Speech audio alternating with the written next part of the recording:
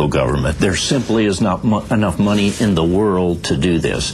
One of the challenges we faced right now is we had some decisions we had to make related to our banks and financial institutions. But we should not imply that we're going to bail out every business in the United States. But you would agree that the banks need help, and you would go along with the federal government infusing, instead of buying, in some cases, these bad loans, putting cash into banks so that we could ease up credit. That's correct. The banks took their collateral, and in about a 3-month period, that collateral dropped by about 40%. And so the banks needed the injection of capital that you just talked about. How soon are we going to see it, though? I mean, how soon are we going to actually see the movement of money from the government to the banks to merchants or regular people who want to buy a house or a car? I think we will see that. We will start seeing that in the first quarter of next year. I like to compare the economy to a term called velocity. If you have $1 and you circulate it 7 times during the course of a year, it looks like there's $7 in circulation. Right now, that dollar isn't being circulated 7 times. It's being circulated 4 times or something like that. And so it seems like there's less money flowing. People simply are not spending money because they're concerned about the future. Gary, why do you do what you do? I want to get kind of deeper into where your head is. You remind me of a Baptist minister in a way, and that's no insult. I mean, you're very calming and forceful in your approach to this, but do you like being where you are right now? I love speaking even in these times? I love representing business. I know that for us to come out of this economic downturn, it will be businesses that have to lead the way. Businesses have been the people that have had to lay off jobs so far, and when we recover, it'll be businesses that hire people back. I want to go deeper than that. I want to know what ticks inside you. What makes you want to be here? What happened in your upbringing, or perhaps in your experience in your earlier life, that said, this is where I need to be, this is where my fellow man needs me to be? Because obviously you're there because you're probably the best at it. I care a lot about having jobs for people. In my world, why? Because your parents were out of work when they were younger? I mean, let's get to it. No, my parents, I grew up on a farm, and I went to a 3-room country school and graduated from a high school with 39 people in my class. So that's where I came from. But my dad was up at 5 o'clock every morning and working till 9 o'clock every night, and we never thought we were rich, we never thought we were poor. We were just like everybody else in the neighborhood. But the value from work, how you feel when you put in a hard day's work and you accomplish something, that's something that I hope everyone has the opportunity to feel. I feel a little pessimistic, though. I think we've lost that ideal. I just don't feel it. People who really value something and work hard for it, we seem to have lost our way. I mean, do you think we can get that back? Oh, absolutely. I think we're going to need to get it back. Absolutely, we can. It is so important to psyche of individuals to have valuable work to do. I imagine a business that is down comes to you and says, Gary, it's over. I'm broken. I got to quit. What do you tell them? Well, we encourage them to hang in there as long as they possibly can. Now, I think that most businesses can make it through this economic downturn unless they are so much in debt that they simply can't get their head out from under the water. But if they're not in a great deal of debt, they will reduce their expenses and find other sources of revenue if they can, and they'll make it through this economic downturn. They'll be like small business people and have been over the years. They will find a way to make it work. But these bootstraps that they're going to need to pull up, there's going to be people around them to help them do that. I mean, they can't do it alone. No, they can't do that alone. And we're there to help. We hope that they have a cadre of other folks that they look to for help as well. Have any regrets at all about being where you are at this place in time? Would you rather be a Baptist minister or something else? Well, what is more important today than doing everything you can to regain the jobs that we've lost and create more jobs in the future? Give us a quick example before we go of something that lifts your spirits when you talk to business. Quickly. That lifts my spirit. It lifts my spirit when they tell me about a new contract that they just got to deliver a service that they'd never been able to succeed at in the past. It makes me feel good when they've just promoted an employee who started with them at the low level and now they've moved into a management position.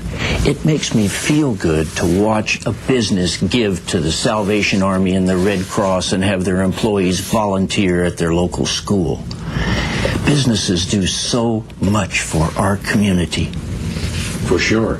Well, let's hope we'll see more of that. Yes. Gary Tobin, thanks for being with us, and we hope you can come by again with, I guess, a little more rosy outlook on what's happening. I plan to. Thank you.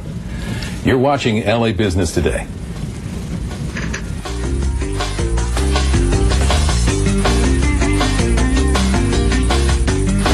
Hey, buddy, what's shaking? We're not prepared for an earthquake.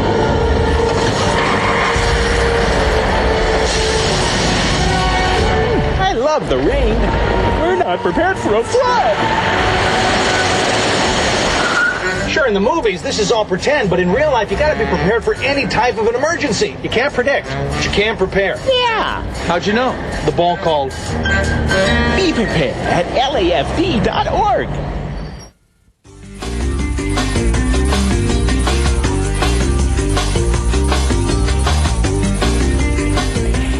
Restaurant businesses are the heart and soul of the city. Delicious food, creative chefs, smart waiters and waitresses, hard-working kitchen staffs, good management has made eating out one of our favorite pastimes. Very few businesses offer the variety and diversity of ownership we see in the people who work to feed us every day. They are struggling now.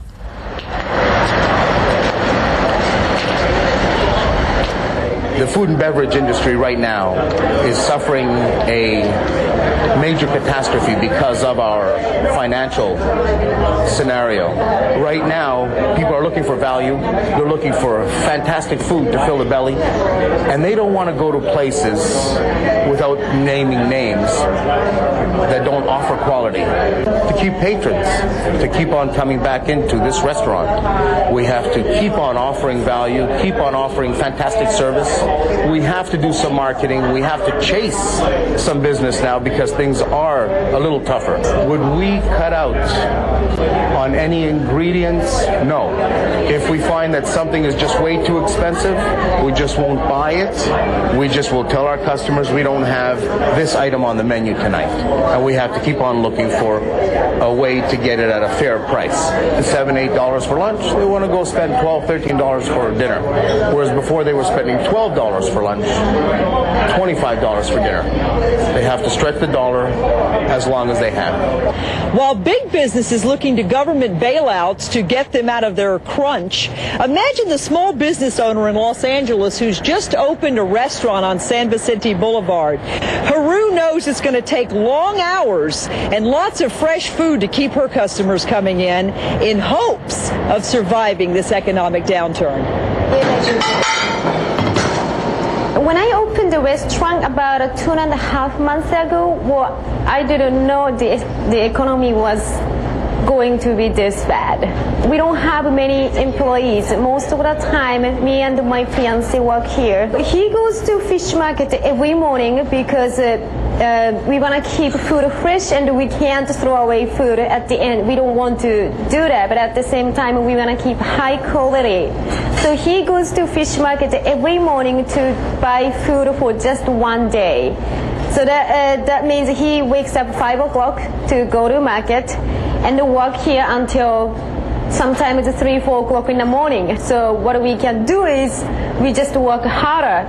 And I think that's the only way to make them come back here And that's the way we can get this busy someday.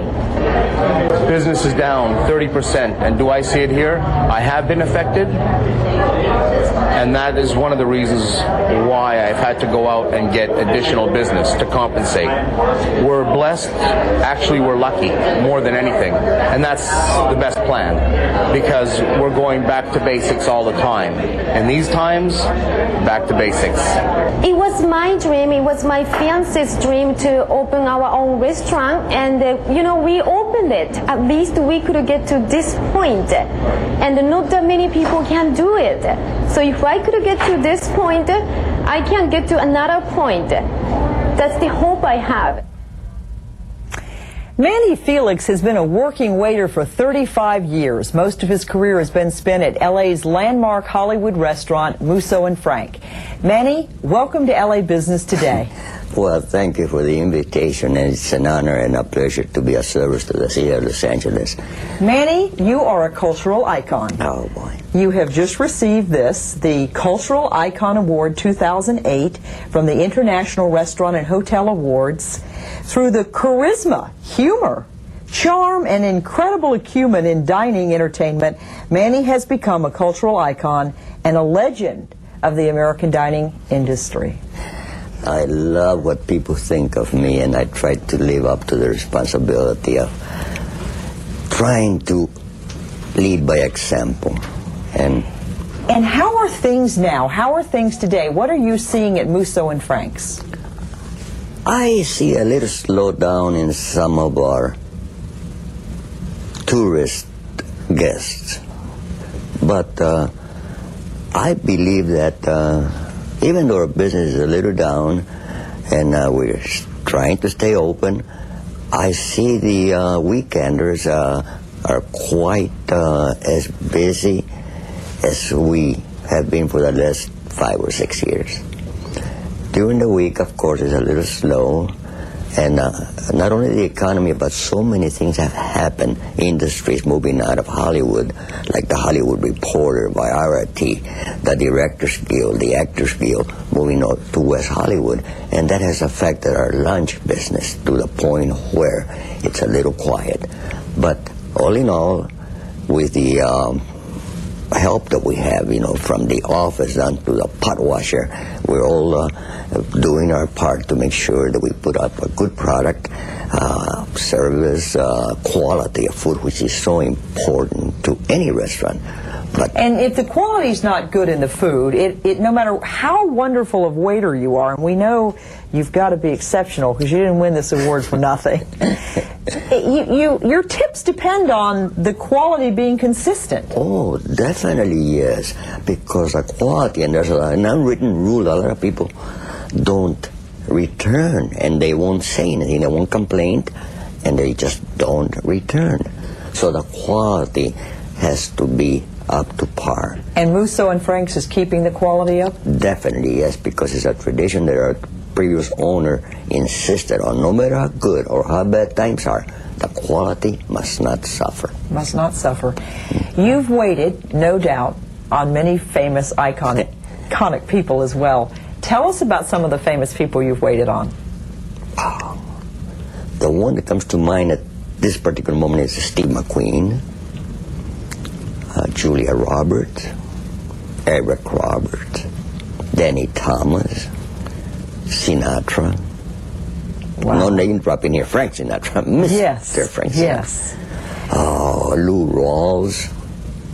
I never had the opportunity, but I was in the vicinity of Marilyn Monroe. Ooh. So you've waited them on them all. I have been blessed to, beyond my imagination. Beyond your imagination. Right. People that growing up was a figment of imagination. Finally, I got to meet him. I played golf with Telly Savalas. I played golf with a skipper, Ellen Hale Jr. And I said, my God, me among these people. And that's what it's like if you're a waiter in Hollywood. But you're more than just any waiter. There's an art of waiting, isn't there? Yes. Tell me about the art of waiting.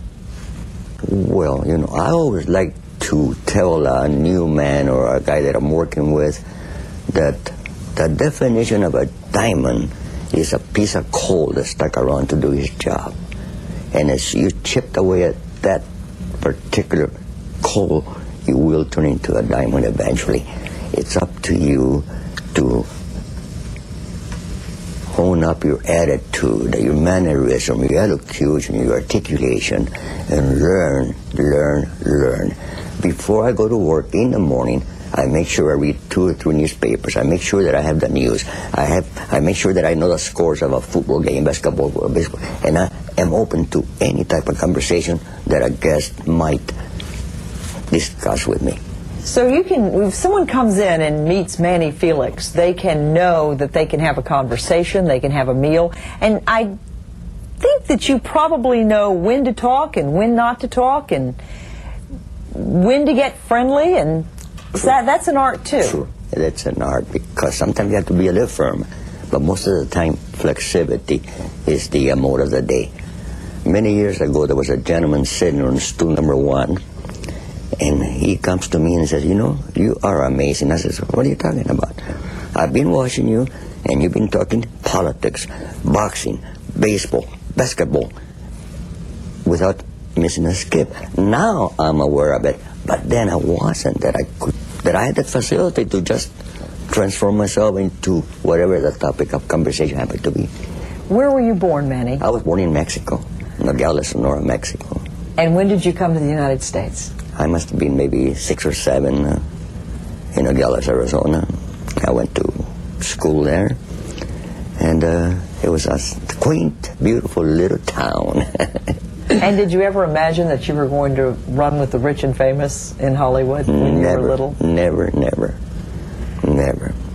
Any tips that you would give to waiters right now who are experiencing the ups and downs of the economy? I mean, you've been doing it for 35 years. Mm-hmm. What's a tip? What do they do? How do they remain optimistic and stick with the job? Well, hard work for one. 2, grooming is another good thing. And I try to tell some of the guys that don't patronize, because we do have a lack of etiquette as far as gratuity is concerned. I've seen cases where a person will pay their check and the waiter will say, do you want any change back? I said, that's a no-no. Right. Don't do that.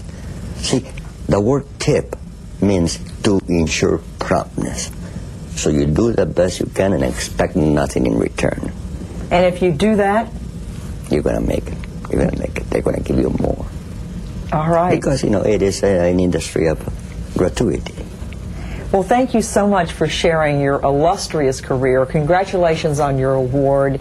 Manny Felix, an icon in Hollywood at Musso and Frank's. Thank you so much for having me. And I'm just your humble servant. Thank you. Thank you, Manny. I'm Sharon Jimenez, and that's LA Business Today.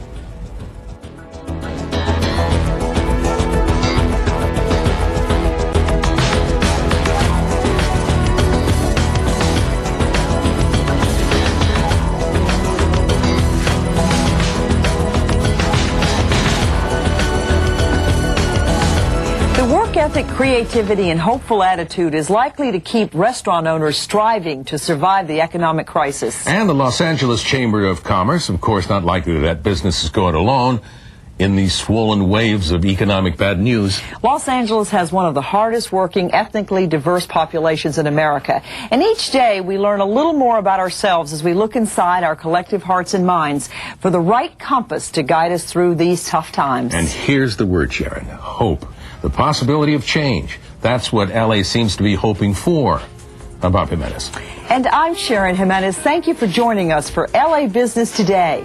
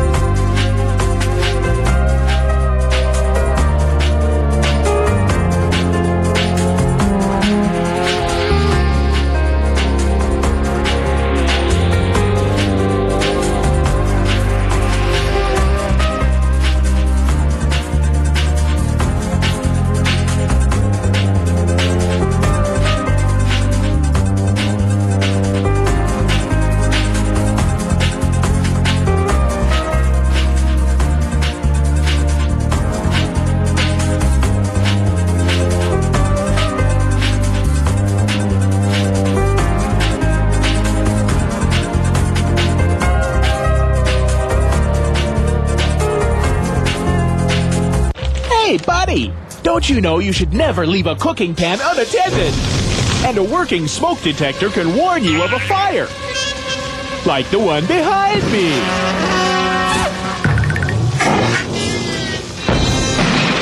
My hero! Next time, listen to the ball. Have a smoke detector and a fire extinguisher that work. How'd you know? The ball called.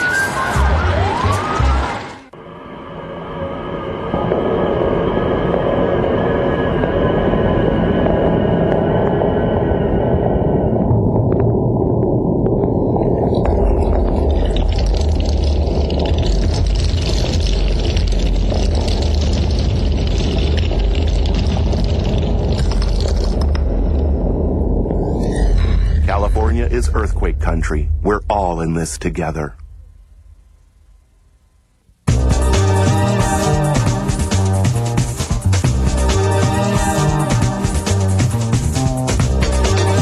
LA City View Channel 35. Your city, your channel.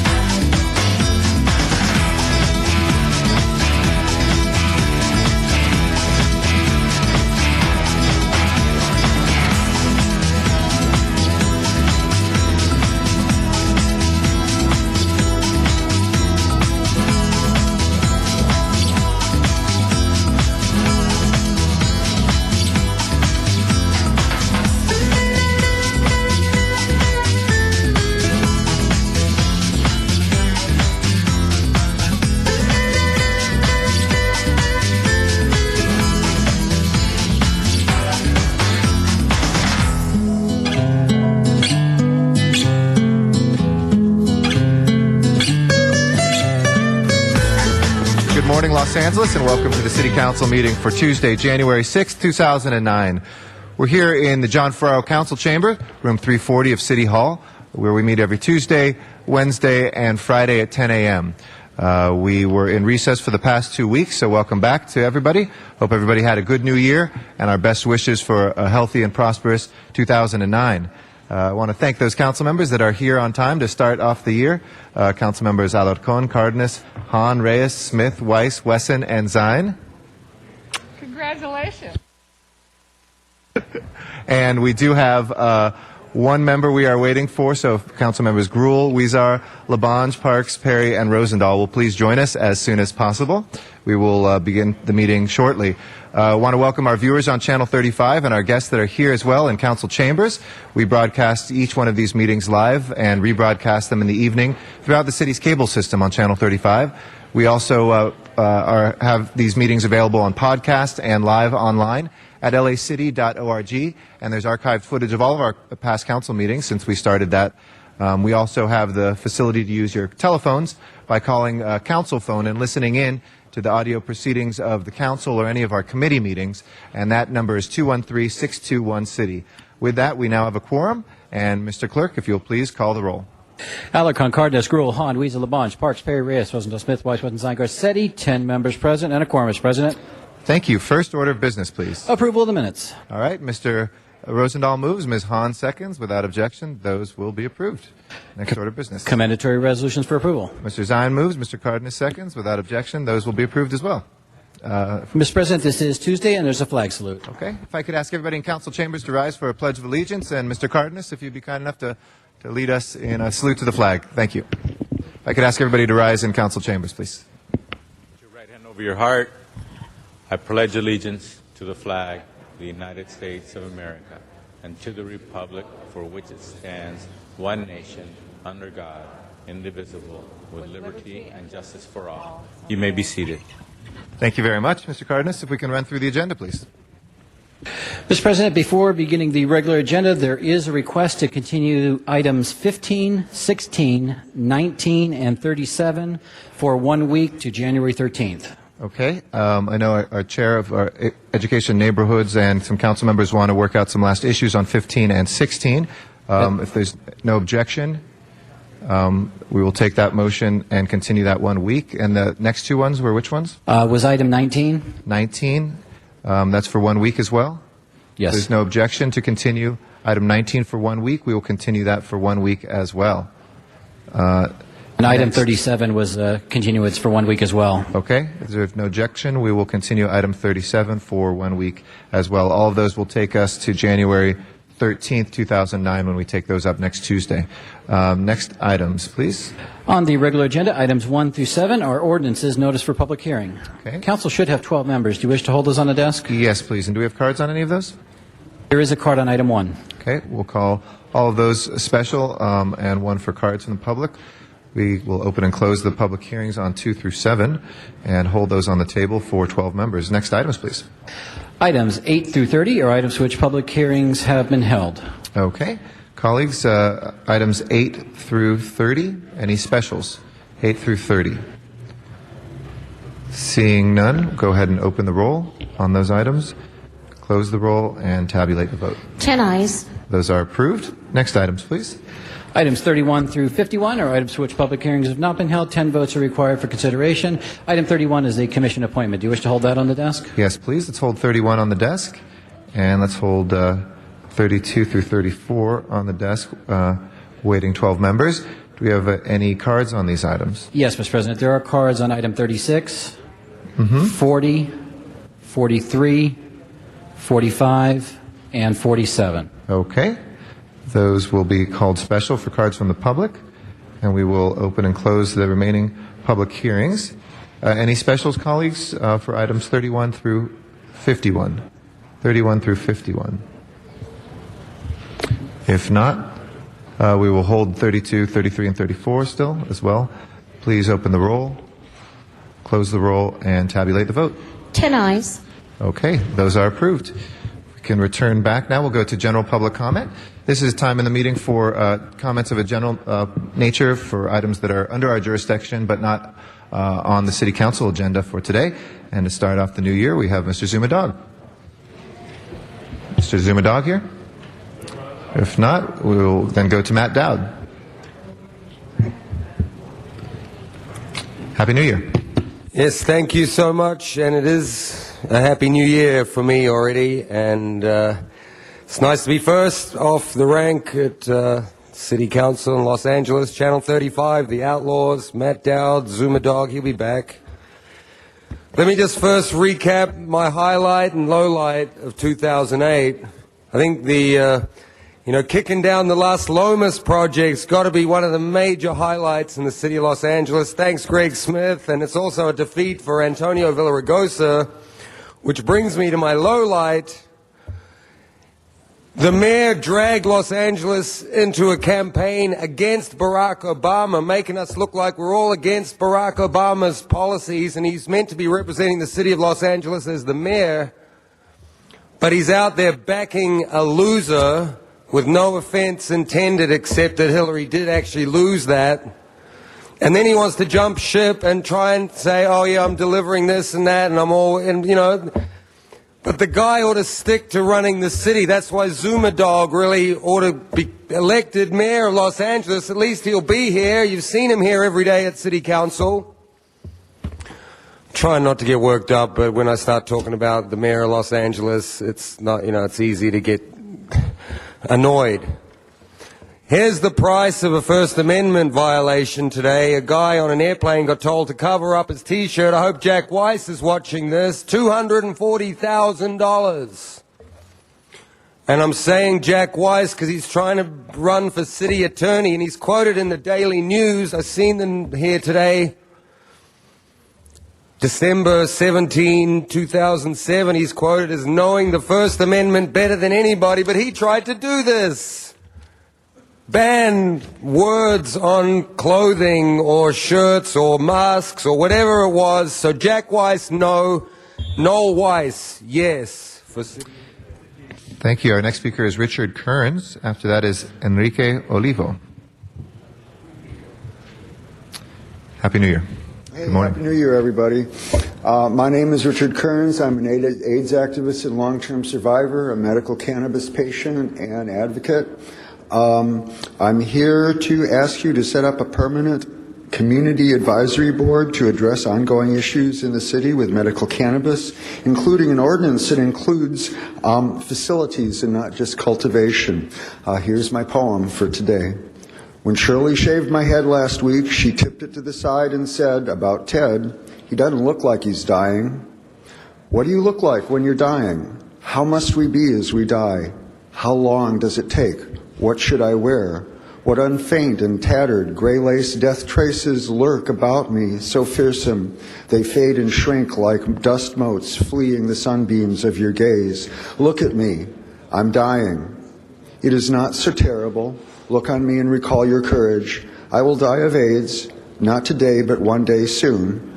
Must I be hidden away, like sex, like drugs, like vice, like Granny or your dear old dog, gone? Must my caregivers be incarcerated because I require medical cannabis to make my death livable? The dying walk among us every day. If you're lucky like me, dying frees you to serve, frees you to abandon self-gain, frees you from reluctance, frees you to insist on your life, frees you to struggle for justice, frees you to love, frees you to be free. This is how I look as I die. Enjoy before you this day. Happy New Year. Namaste. Thank you very much, Mr. Kearns. Appreciate your words. Enrique Olivo is our next speaker. After that will be Sky Anderson. Good morning, sir.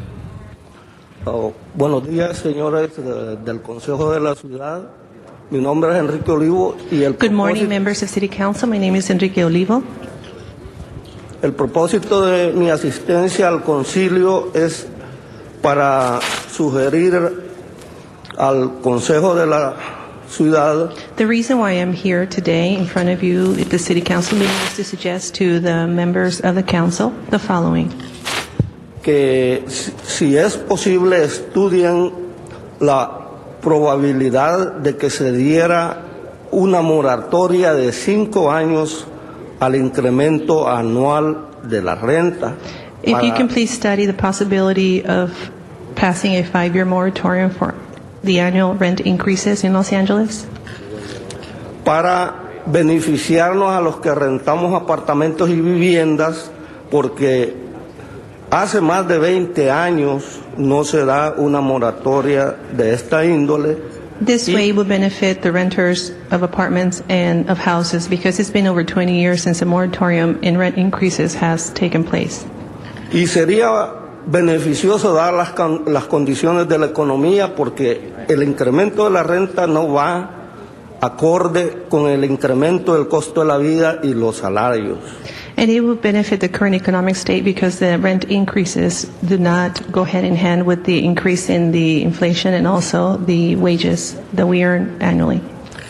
Una última sugerencia sería la que el control de renta se extendiera a lo largo y ancho del Metropolitan Los Ángeles.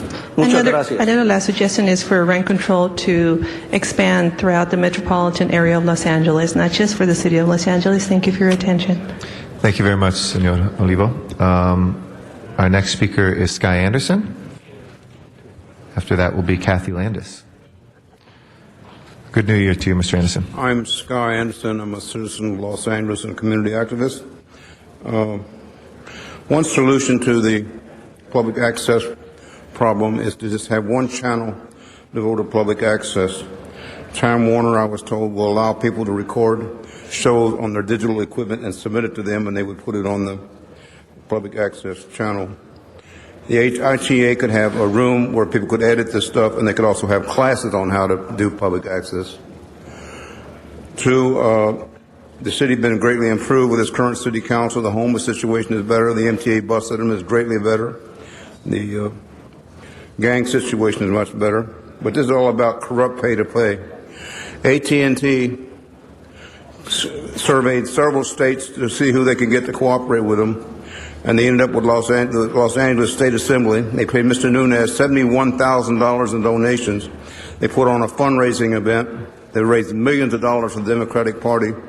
Mr. Nunes wrote a bill which took control of public access out of the local people and their property, which they own, and put it in the hands of the state.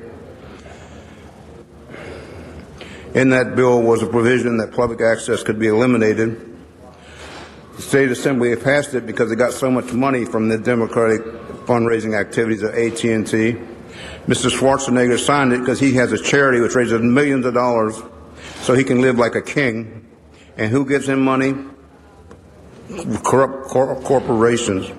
Someone did a survey of Mr. Schwarzenegger's bills he approved, and if it's a business corporation, he almost always approved it. This whole thing is affecting our whole society. Our whole society is being corrupted by this pay-to-play. The mortgage crisis is caused by this. The senior citizen housing project is greatly discriminated because HUD won't investigate these people because of the pay-to-play. It's ruining our society. Thank you, Mr. Anderson. Our next speaker is Kathy Landis. After that will be Clyde Williams.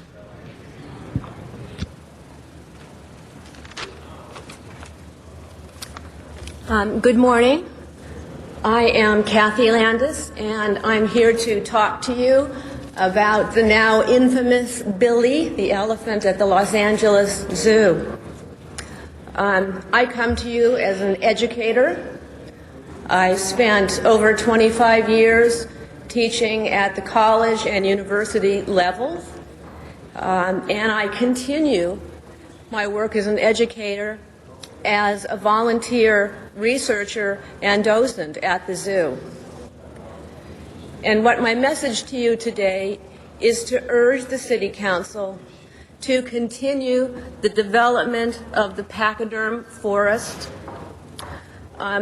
Billy, our Asian elephant, serves as a vital role as an animal ambassador who helps to educate all of our citizens, but particularly our young citizens, about conservation and about our responsibilities as stewards of endangered species.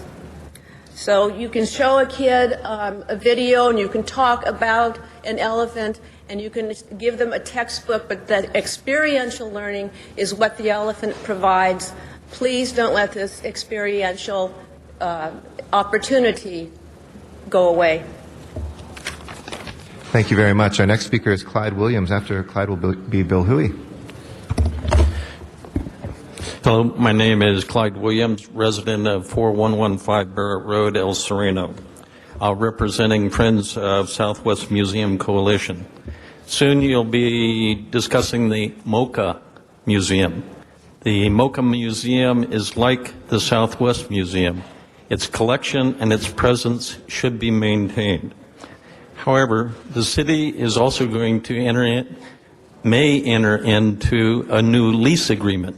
But this would be almost in violation because the Autry National Center has not complied with any of the conditions of the current city lease agreement, and they've never been declared in default.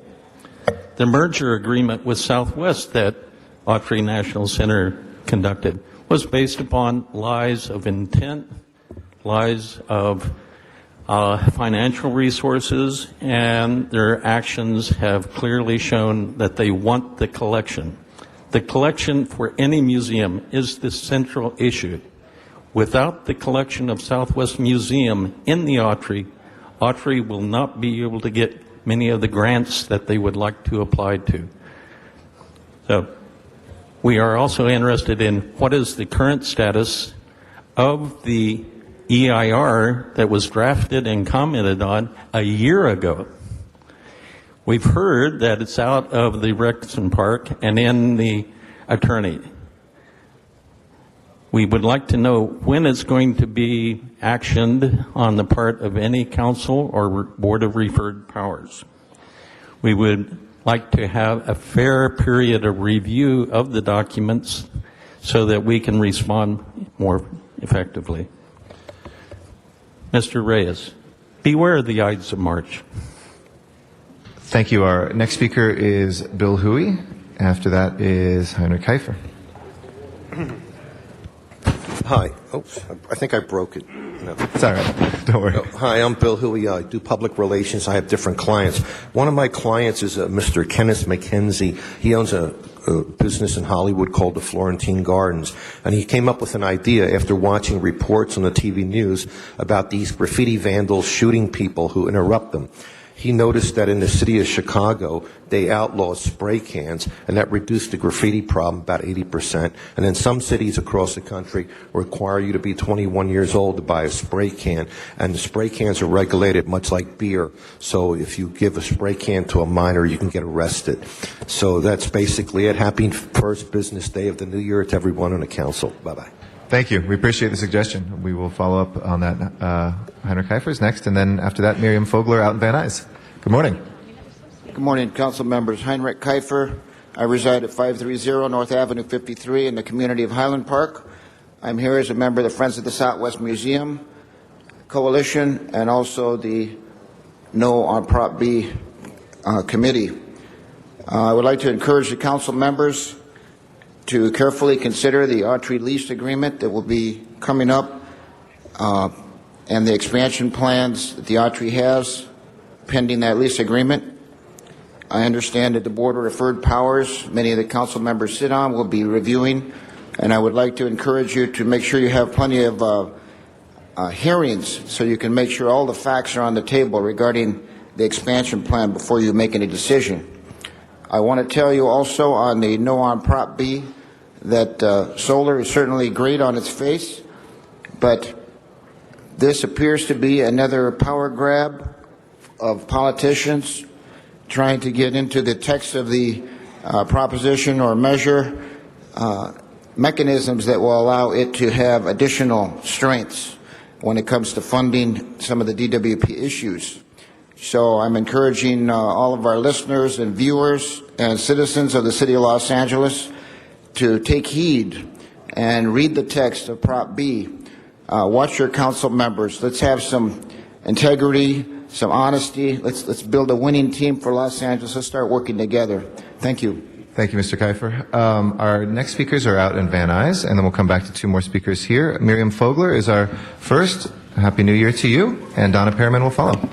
Well, I'm not happy. First of all, the public here is not representing of itself, because they are part of the whole collusion here with the whole city council, the horseshoe here. You're all the same people, and all you do is play the race card, and you don't get things done that should be done to save our society, save our country, and protecting our men and women in the arms here.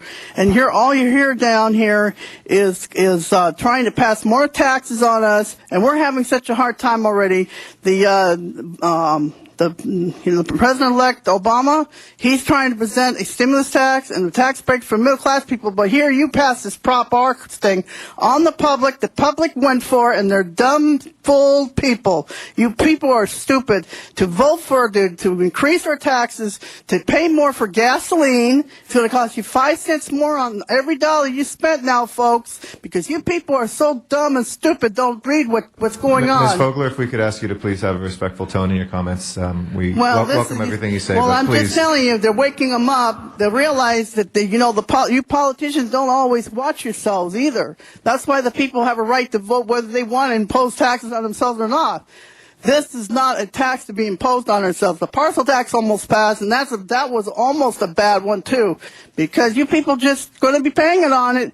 When it's bad times, you shouldn't be doing this. When it's good times, then it would be different. We can talk about putting this half-cent sales tax, but Rosendahl and Richard Katz are flying on this wager because they think that this is going to get them in the more higher offices, whatever. But it's not going to work. It's going to backfire. You people are going to be sorry for passing this thing here.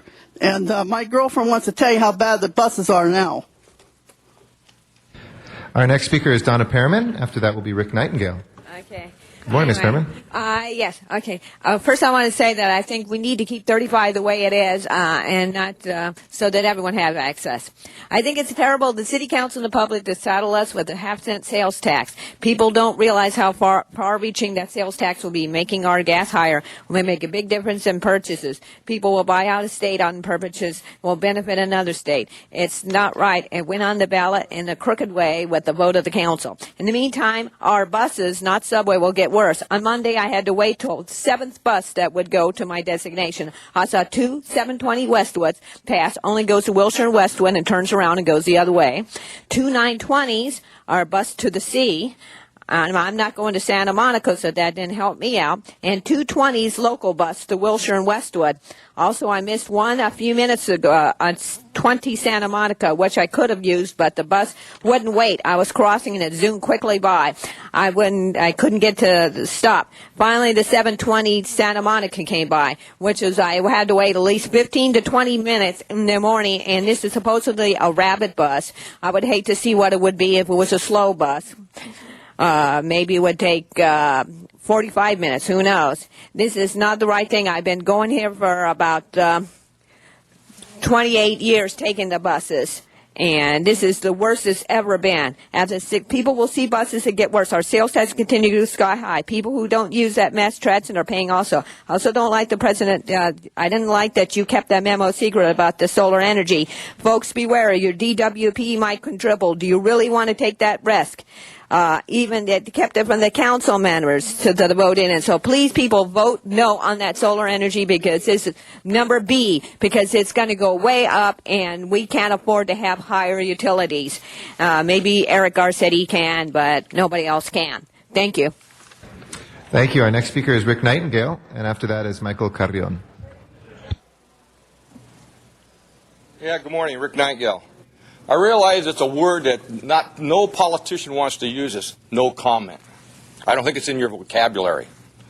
But I think the mayor and the people that were standing behind him yesterday and that about this Israel and the Gaza Strip thing, it's none of your business.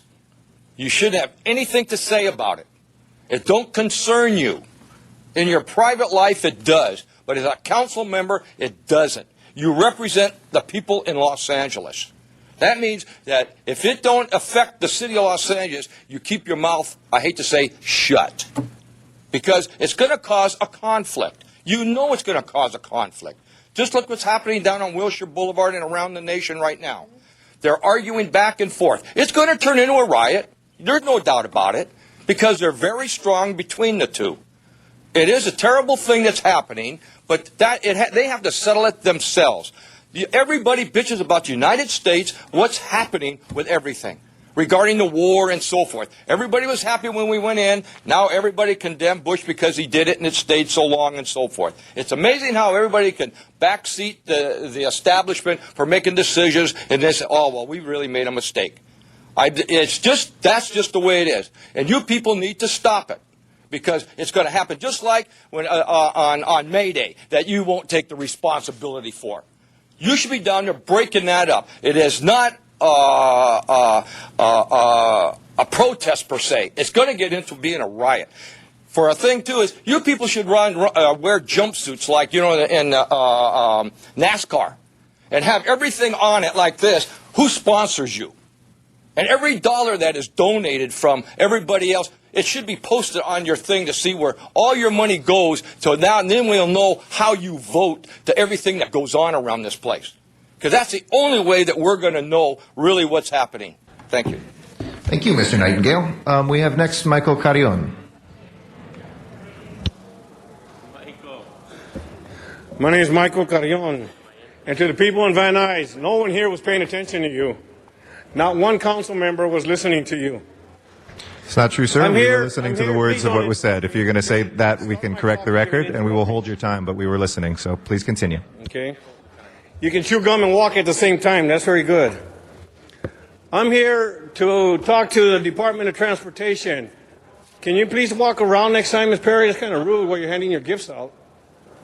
I'm a little upset because we have parking enforcement here that the Department of Transportation is not enforcing. The double standards I brought to your attention over and over and over just to get a temporary fix.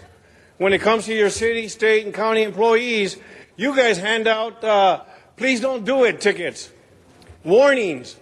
Yet Ms. Gruhl, Mr. Parks, and the Department of Transportation sits in a little room and raises the prices for the meters, extends the hours, raises the prices for parking enforcement, yet they do not enforce the law equally.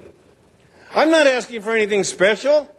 All I'm asking you is to enforce the laws you already have before you start raising them. If you're going to put something on the books and spend the taxpayers' time and money, do it equally across the board. You have city employees that are parked across the street right now in a sign that says, for the news people only, the media only. But you don't do nothing. You have people out there enforcing parking that don't do anything about their city vehicles. So it's like, what was that president said? When a president does it, it's not illegal. Well, when the city employees do it, it's not illegal, but when a taxpayer does it, it is. Show me where it says that in the law. It does not say for exempt of city vehicles. It does not say anything. Thank you, Mr. I have a few seconds. You took Absolutely. my time. Would you like to finish your thought? Go ahead. Yes. Enforce the law equally. Thank you. If somebody's parked in the red, cite them. It will come back to them if that car's registered to them. And our last speaker is Zuma Dog. Happy New Year. Yes, thank you. Happy New Year. And lots of things to talk about. First of all, ABC News Nightline. Yes, it's come down to this. First of all, let's back up. My name's Zuma Dog. In case you just moved to the city, my name's Zuma Dog. I'm candidate for mayor of Los Angeles. I'll be challenging Mayor Antonio Viagra Osa March 3rd in the general election.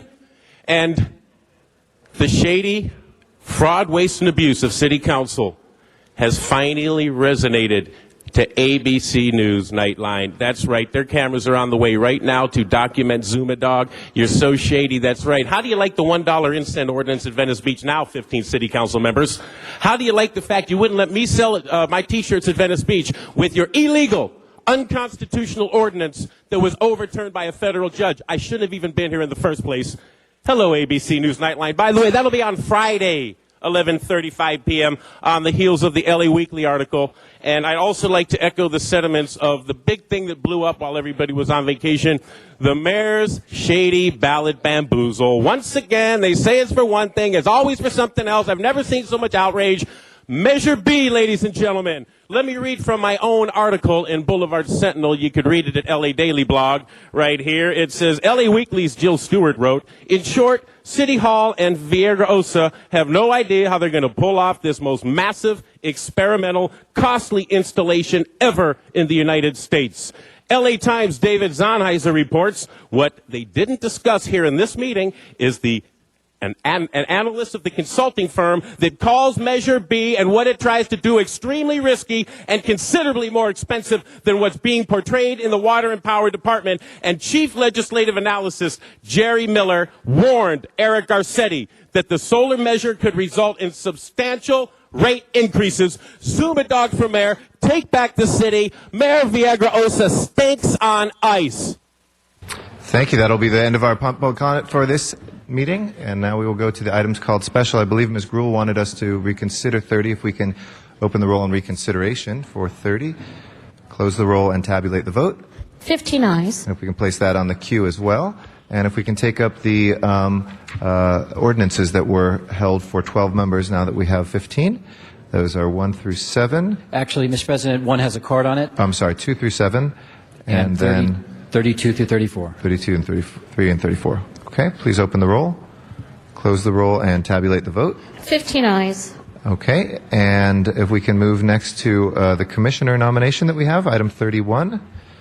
And that is the appointment of Ms. Andrea Alarcon to the Board of Taxi Cab Commissioners. Okay, and I'd like to recognize our transportation chair, Ms. Wendy Gruhl. And if we can ask the nominee to come forward to the table. Do we have Ms. Alarcon here? I'd like to come forward to the table and like to recognize Ms. Gruhl for this nomination. A very good morning to you, and thank you for putting yourself forward as a nominee. And we'll recognize Ms. Gruhl.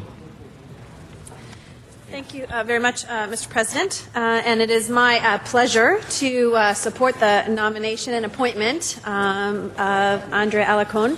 She has been a great member of several commissions in the city of Los Angeles, and this is an important year, and I know you know this, Andrea, about taxi cabs. In 2010, we will be doing the refranchise. We'll be looking this year at a study as to how to go forward with that in other cities, and so the timing of you coming onto this commission is critically important because some decisions will be made in this next year.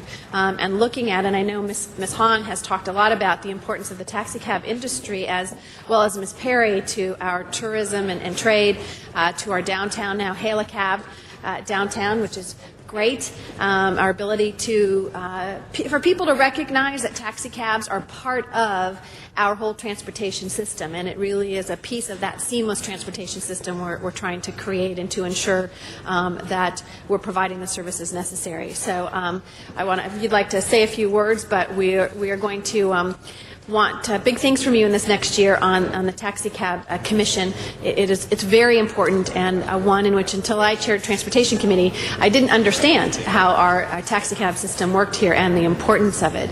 And so I just want to say thank you for that, and if you'd like to say a few words before we Thank go you. on. Good morning and Happy New Year to you all. It's always a pleasure to be before you, particularly today because I'm under consideration for appointment to the Taxi Cab Commission. As you mentioned, this is an important year for the Taxi Cab Commission. The taxi cab franchises are set to expire in 2011, and the city has just released its RFP to retain a consultant to assess the refranchising process. So, which essentially means that the Taxi Cab Commission is going to be playing a vital role in molding some of those new terms for that franchise agreement. So I'm excited about engaging in those conversations. In addition, the Taxi Cab Commission will be continuing to provide oversight and evaluation for, I think, two key programs, the Bandit Taxi Program and the Security Camera Program, which have both thus far proven to be successful, and I'm confident that they will continue in that vein. So there is a lot of substantive work to be done. I'm excited and ready to do the work. So I'm looking forward to working with each and every one of you. Great. Thank you so much, Mr. President, and I would ask for an aye vote today for Ms. Alarcon. Thank you very much. Mr. Zine. I support that aye vote. Good morning. Thank you. Good It's good to see you again. One of the concerns, and I worked in that field as a reserve officer, the bandit cabs. Okay. We have a tremendous problem in the city of Los Angeles with bandit taxi cabs, and they're really strangling the legitimate cab industry. So when those issues come up, I know overtime has been appropriated for LAPD to work alongside the investigators from the public, the transportation. There's an enforcement branch. They don't really have the tools to do the job, so they're using LAPD officers on an overtime basis. But when that comes to your attention, whatever emphasis can be made, other cities have really gotten rid of any bandit taxi cabs. Los Angeles flourishes with bandit taxi cabs everywhere in the city of Los Angeles. So one thing to pay attention to is the meetings continue, because the bandit taxi cabs I've seen in operation, and whether it be Hollywood or the West Side or the San Fernando Valley or our lower economic areas, they go everywhere. They don't favor one community over another. But what they're doing is really wiping out the legitimate industry. And when you talk to legitimate taxi drivers that are paying their taxes and getting license, insurance, registration, they're really struggling to stay in business. So when that comes to your attention, whatever enforcement can be added, maybe some enforcement powers for your investigators so they can have a little more ability to take enforcement, since LAPD doesn't do it on a continuing basis. But it's really a sad situation for the legitimate cab industry, where the bandits are really wiping out the legitimate industry and causing them economic hardship. So I bring that to your attention. Again, bandit taxi cabs. And I agree. I think in order to create a level playing field for the legal taxi cab drivers, we need to be very stringent with bandit enforcement. I think in the first 6 months of 2008, there were over 700 arrests of bandit cabs, and when you consider that in light of the fact that there are about a little over 2,300 licensed legal cabs operating, that's a significant number. So I agree. And when I was working with the taxi folks, impounded the cars, booked the radios, and basically put them out of business for at least 30 days. Some of that's been modified through some policy changes, but to keep those cabs, the bandit cabs, off the street, and to book the radios and put them into court and let the judges deal with it. But what we have is an industry that is really taking such an aggressive stand against the legitimate, and if we stand by and don't do anything to counter that, then we're not going to have any legitimate taxis, and we're going to lose that good source that people need when they're visiting Los Angeles, a legitimate taxi cab to get them to their destination. So thank you for your interest in that. And every time a commissioner comes from the Taxi Commission, I bring this issue up. So I think they've all been briefed, at least by my concerns. And working with it, Commissioner Scobin was out with me also. We worked it together from the Police Commission. So we're well aware that the problem still continues. Thank you. Thank you. Mr. Labange is our next speaker. Thank you very much for your service to the City of Los Angeles. There's two things that I'm going to try to advance with our taxi cabs this year. One is closer awareness for all cab drivers on cultural highlights of the city. This is Art Month in Los Angeles, just to make sure they're in tune with them, which they probably are, because every cab I've ever been in my life, they know where everything is. But just to remind them on that. And the other thing is to advance an idea that I call the red car taxi. We have 18 miles of the Red Line, which is the subway system for Los Angeles, and I'd love to see a taxi system that would work within a mile radius of every portal of the subway. That's, let's say, UI and Janice all live within the same region here. We jump in the taxi and go home, kind of like a jitney, close to the area that's there. Because sometimes the short fares are not interested, but if you have somebody working at a portal, maybe we could advance that. So I'll be meeting with your staffs and the staffs of MTA to try to advance this idea. Great. Well, I'm interested in your idea, so I'd love to sit down with your staff. Right. And see if we can get And that even could work too at the regional stations for Metrolink along the rail lines as well. It's just a short hop. It's a less fare, but it's a constant moving to share the taxi. Thank you. Thank you. Mr. Smith. Thank you, and it's good to see you again. We go back a long, long way to when you were an intern as a high school student in Mr. Burns' office. But I'm glad to see you here again. I appreciate all your service to the City of LA. I have just one request for you, and the request came from me from a citizen, a friend of mine, and that is that we look at the San Fernando Valley franchising of the taxi cabs. There are spots in the valley that have very little service area at all. We don't have many cabs at all. And I understand that to a degree, but as we look at the growth of Valley, particularly things like the new CSUN, and I believe you're a graduate of CSUN, are you not? Did you not go to CSUN? Or No, Georgetown, sorry. Anyway, as you look at CSUN, they're putting a new performing arts center in there. We need taxi cab coverage for that. We have in Mr. Labange's district, NoHo, which is a growing nightlife area of the city. Certainly the Ventura Boulevard area, and now areas of Reseda Boulevard and Sherman Way, which are growing. We need to look at the coverage out there to make sure we have sufficient cab coverage, because there are some areas of the valley that may wait 15, 20, 30 minutes for a cab to come out there, and that's not good enough. So I'd appreciate if you look, when we do those new franchises, you take a look at the valley and maybe do an analysis of what's really needed out there, because I think we need to boost that up a little bit. So I appreciate you looking into that, and I really appreciate your service and working with you. Thanks so much. Thank you, Council Member. It would be my pleasure. Born and raised in San Fernando Valley, I am inherently an advocate. So. Great, thanks. Thank you.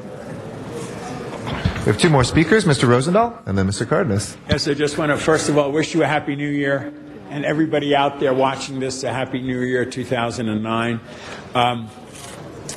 Airport is one of my great concerns. It's in my district, and we care about the taxi cabs. It's probably the most lucrative taxi spot for the whole city. We can talk about everything else we want. It's the airport. There are issues that some of the cabbies have. They've had issues with their oversight group that have been managing it. And they have brought that to my attention over the years. And then secondly, their concern is about being adequately compensated for what they do there. So I just throw it out to you, saying that please take a deep focus on the airport, how they dispatch people, what they do, and so on and so forth. And when you come before, obviously, the Transportation Committee, which I have the privilege of serving on as well, I look forward to your comments about your analysis of how we do our business at the airport. Look forward to it. Okay. Thank you, and Happy New Year, and welcome aboard. Thank you. Mr. Cardenas. Thank you very much. I've had the pleasure and honor of knowing this young lady for a long time, since she was a little teenager. I'm very proud of all the work that you've done and all the accolades you have and all the commitment that you've shown to the City of Los Angeles on the various commissions that you've served on for these number of years. And I welcome you giving of yourself and your time and volunteering to be on this commission. You're absolutely right. The taxi issues, many of them are coming to a head. It's going to take a lot of concentration and effort to help the city do the right thing and make good policy out of it. So I want to just say I support your nomination, and we'll be voting for you in a minute. But at the same time, I just wanted to let Councilmember Smith, I think he was confusing you with another family member who went to Cal State Northridge. You have family who've gone to Cal State Northridge, Yes, I do. right? My sister. Your sister, and I think your graduated dad went there too. My mom, my dad. Your mom, your dad. We're a CSUN family. Exactly. But you decided to venture out and go to what, Georgetown? Yeah. Yes, that's right. And you're in school right now, right? I am. I'm in my last semester at law school. Wonderful. And congratulations. I just wanted to remind everybody of Los Angeles how busy you are, how committed you are, and how involved you are in the community. And once again, congratulations on all of your successes, and thank you so much for volunteering again. Thank you. All right, that is our last council member. So with that, let's go ahead and open the roll on the nomination. I'm sorry, we do have a card on this. We have Mr. Zuma Dog and Mr. Matt Dowd. My apologies. Yes, good morning. Once again, my name's Zuma Dog, candidate for mayor. I'll be addressing City Council.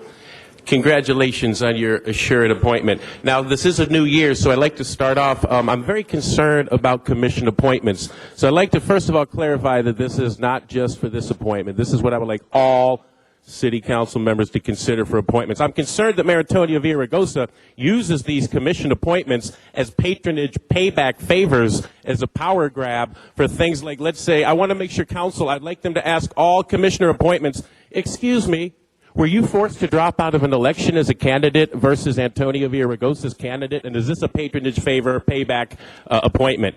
Because we lose experience. We lose experience with these commissioners when they're patronage political paybacks. And that's the problem here. Of course, one of my questions here is, are you related to a family member of city council and the mayor? And in this case, yes. In this case, but of course, it's such a lovely, experienced, and talented, and educated person. Again, you can't begrudge somebody for wanting to have their own career on their own path, and so this is by no means any type of implication. This is what I would like all these for. And again, basically, to quote Jimi Hendrix, are you experienced? When we are appointing these people, again, Mayor Antonio Villaraigosa, let me use this opportunity to warn council that these commissioner appointments are political patronage, favor, cronies, cahoots, racketeering, paybacks of family members, of friends, of associates, of cronies, and you lose experience.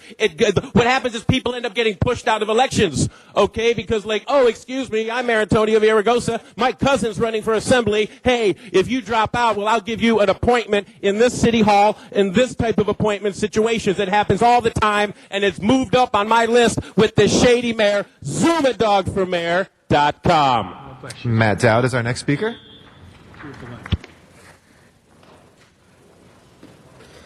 Thank you. Yeah, I'll just take a minute. So, but yeah, congratulations. I'm going to predict that this will be unanimous. But I want to just touch on a couple of things council members said.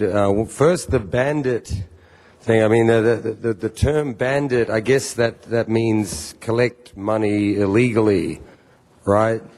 So our own council president would probably fit in because he collected illegal campaign contributions, so that makes him a bandit, political person. But anyway, Bill Rosendahl, wherever he is, please keep your comments to the taxi cab just want to see if you're nomination. listening. Bill Rosendahl in his district too. Someone whispered in my ear. This is important, Andrea. The city leases land down at the airport to a cab company for all those cabs, but they've got illegal vendors and they're not getting any money. So get with Bernie Parks, budget and finance, and let's get some money out of the vendors who are not paying for space down at the airport, and the city really should be collecting that money. That's an important one. Thank you. Oh, wait, you know what? Now that I've gone over my time, let me clarify that a little more. You know, where the cabs all park down at the airport? Okay. What they're doing, the people who run that, Bill Rosendahl, I'm going to talk about this. At least a lot of vendors come there. And the people who run the cab, they're getting the money, but it's city land. It's a city-owned property. So instead of trying to screw down all the vendors elsewhere on the street, that's some serious money, big money. So we're in a budget crisis. Maybe that's one thing you can look at. I'm trying to be constructive here. Let's get the budget back on track. Thank you. Thank you. That will close our public comment on this nomination. And now we can open the roll, close the roll, and tabulate the vote. 14 ayes. That is approved. Congratulations, Commissioner. Thank you. Thank you very much. If we can, thank you, Mr. Rosendahl. Round of applause for our new commissioner. If we can go to item 1, which has a card from the public as well. Matt Dowd, item number 1. Okay. Mr. Dowd waives his comments on number 1. So we'll go ahead and open the roll, close the roll, and tabulate the vote. 14 ayes. That is approved. If we can go forthwith on that without objection. And next item 30, called special by Ms. Gruhl. Thank you very much, Mr. President. And colleagues, I wanted to call this a special. It's called Own a Piece of Los Angeles. And if you see in the city of Los Angeles, there are slivers of little pieces of land that could not be used for anything else other than potentially added to the homeowner or business that is adjacent to it. We've been talking about this for a long time. It is, I think, from both a liability and a fiscal responsibility position, a great program. It is my hope that we can move forward quickly on this item to the ordinance to come back and the sequence. I don't know if we have anyone here from General Services at all, because we had approved it and I called it special again. But my comment is that I want the departments that are responsible for putting this forward to come back very quickly with this ordinance and to be able to offer to people in Los Angeles. Colleagues, the list is attached to your approval today. So I want to, I think most of the council districts have been notified about these little slivers and to own a piece of Los Angeles, but it's a creative way to resolve some challenges and help us fiscally in the city of Los Angeles. So I wanted to highlight that for the public as well, to understand that these slivers of land will be available to them in Los Angeles. Just a reminder to those departments, please move quickly on this. Thank you, Mr. Garcetti. Thank you very much. All right, Ms. Hahn is next. If there was anybody here from the department. I mean, I think I agree. I think it's a good program. I just wanted to, for the public, clarify who exactly can purchase the property. Can anyone come in and buy the little sliver that's next door to you? I could see how that would present some problems. Who is this going to be offered to? How are we notifying the public on who has the first right to purchase this property? And again, want to make sure that we've looked at all these pieces of property and we find no use for them. We're always looking for places for community gardens or pocket parks. I just want to make sure that we've taken a look at all the issues involving own a piece of Los Angeles. Particularly, though, who gets to buy these pieces of property? And I think I remember reading that it was only adjacent. I just want to make sure, and I want to, because it sounds like today we're offering it to anybody out there in the public, and I don't think that's how this is going to work. Can we get this clarified? I don't know if we have anybody here, because it was reconsidered. Okay. Mr. Cardenas. Yeah, I'd like to help clarify some of those things. These are some of the questions that we asked in committee as it went through the committee that I chair. And you're correct. The first right of refusal, that's a fancy way of saying that the first entity or person that has the right to offer to buy it in the city will engage in selling it to them is the adjacent property owner, because 99% of these properties are what you call remnants, and most of them are about 1,500 square feet or 3,000 square feet or what have you. And when you look at our planning process in the city, technically speaking, you can't take a 3,000 square foot piece of property by itself and actually build something on it. We don't have any zoning for that. But if you annex it or make it part of the adjacent property, then it has value and use. So first right of refusal is a fancy way of saying that the first people who have the legal right to buy this, if they want to exercise that right, is the property that is actually abutting it or adjacent to it. Basically, what the department does is General Services, they notify the neighbor, let them know. It's my understanding that they will be a little bit more aggressive than that and kind of let them know, hey, this property you've been staring at next to you, you have the right to buy it. We've already gone through the process. If you want to engage in opening escrow and buying that from us at a very reasonable price, again, they're remnants, and they're at the value that they've been appraised for, and then they have the right to do that. If they don't want to buy it, then the city does have the right to sell it to anybody else, like we do any property, through the normal process. And then on top of that, you're absolutely right. We could use some of these properties for maybe a pocket park or what have you. But like I said, 99% of these properties are even too small for that. When you look at some of the properties are maybe as big as this portion of the horseshoe. That's really not cost effective to put pocket parks, etc. We may do that on occasion, but 99.9% of these properties really aren't useful, but only to the adjacent owner. So that's the basic process that we're using in this, and that's why we vetted it through the committee. Thank you for asking those questions. We did ask those questions in committee as well to make sure that these properties are this category of property. Thank you. Mr. Labange. Does anybody have a map of this? I understand that. I would just say it would be helpful, because even though some people, this is a good initiative in a sense, but it will cause some challenges. I'd also suggest to the department that they go district by district, because it may, some people who live in older parts of Los Angeles, they don't know whose land it is, or they certainly don't want someone else to buy it. And there may have been some relationship that the city had years ago in a street widening project and anything. Is anybody here for the department at all? No. Anybody here for the department? I just know from my experience at Water and Power, and Water and Power owns more land than anybody. There's challenges when you start saying you could have a sliver here or a sliver there, and they're very strict on that issue there. I would appreciate if we could have a map and we could look at it and have someone from General Services here, because whether we do this or not, there may be an old red car line. I can tell you the old red car ran through Hollywood, and at Sunset Boulevard there was what you would call an abandoned piece of property. Yet what they did, and believe it, there's a distance between where Mr. Smith sits and I Smiths sit, that they sold it off where it should have probably been a school or a park. I would rather be cautious right now, since the sales aren't today, and look at the maps, and so that we know, because older sections of the city and hillside areas will probably have a greater challenges than those that are not as old or not as hilly. And then go forward with it, and then also instruct the Department of General Services to have a team, because some people may be in their golden years of life and certainly don't want anybody knocking on their door saying, hey, you got to come up with $4,000, $10,000, or whatever the case may be.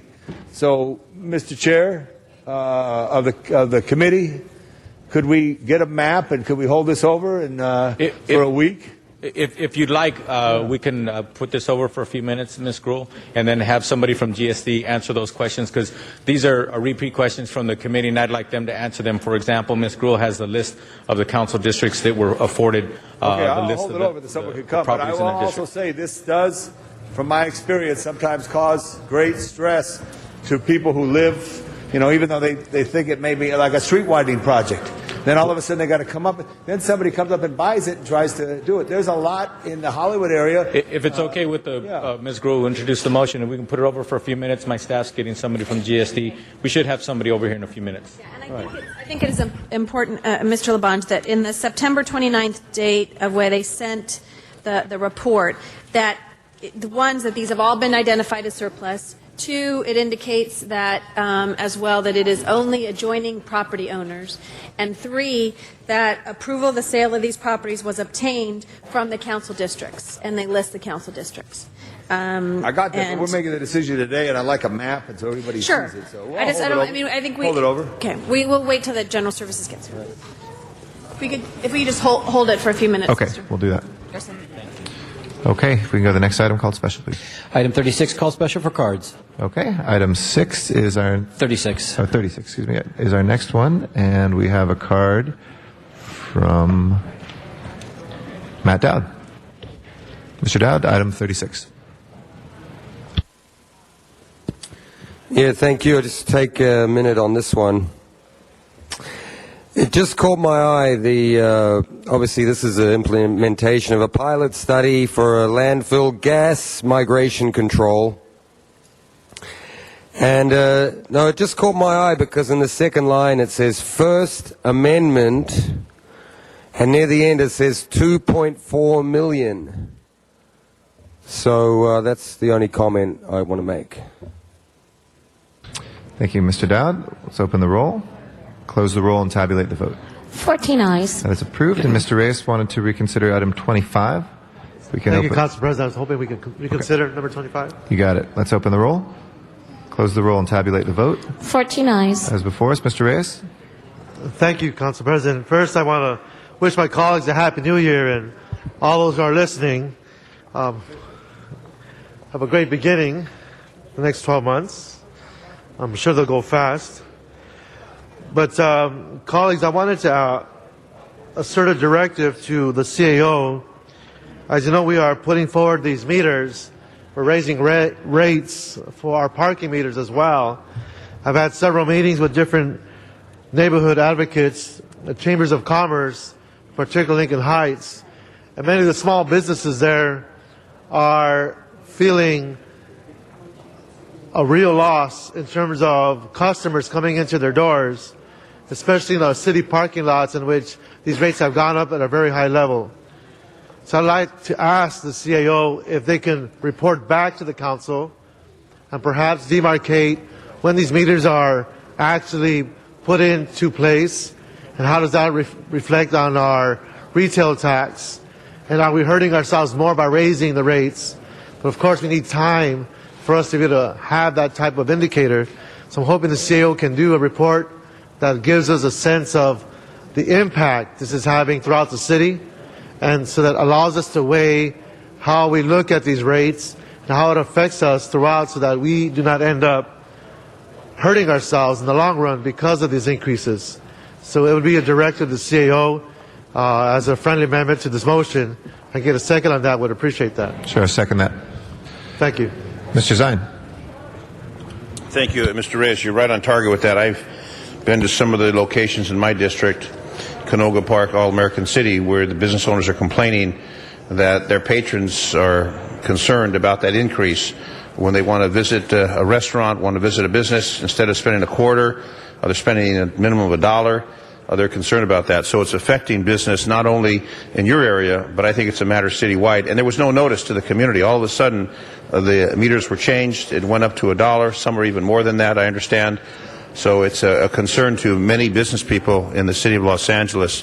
And we need to provide parking, but we need to help the business community and not hurt the business community. But as we reduce sales tax into the general fund, as we get dollars out of that parking meter, I don't know if it balances. So I think that's appropriate. So totally support that.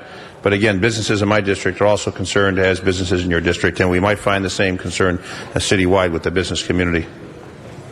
Thank you. Ms. Gruhl, and then Mr. Reyes. Thank you, Mr. Reyes, and we'll be more happy. This is a update just to make sure everyone is kept in the loop, and some of the issues that you have raised. And one of the ideas in new parking meters was the fact that they're more reliable. I'm sure some of your business owners, as mine, would get so frustrated who's someone who would go out and get a ticket when it said it was a failed meter, and I think there were reports that there were 20, 30, 40, I've seen different numbers of failed meters in the city of Los Angeles. So this is partially about our new meter technology and what we're trying to do, as well as on the economic issues of that. So I welcome that as it comes to our Transportation Committee. Mr. Reyes. Yeah, I just want to be a little bit more clear as to the directive. If we can have the CAO come back in 3 months and actually line up their analysis given when these meters were put in place, so we can have a fair assessment. Now, of course, the overriding concern is the economy in of itself and how it impacts our city. But if there's a distinct drop in attendance of customers, then we have to evaluate what these rates are really doing for the city. So I'm hoping we have that margin to study with and have the report back in 3 months or 4 months to give us time to study what these rates are doing to our city. Thank you very much, Mr. Reyes. Mr. Rosendahl? Yes, the rates are a big issue. We're seeing it on the news. I'm getting calls from my constituents. You all know that our rates were the lowest in the region. But as Tom LaBonge so eloquently pointed out on a couple of the blocks that he was talking about, we need to look at the neighborhood, each neighborhood individually, as we deal with the rates and how we make it convenient for those who park. And so I look forward to that evaluation over the next few months. Thank you. Thank you, Mr. LaBonge. Anybody here from the department? No, it was reconsidered. I think they had left. Is there somebody? It looks Say like again? somebody may be coming up behind you. Ms. Jackson, you're here? Oh, no. Sorry. It was passed initially, and it was just reconsidered for that amendment, so I think they had already For moved which on. amendment? For the Mr. Reyes had asked for just a report back. right.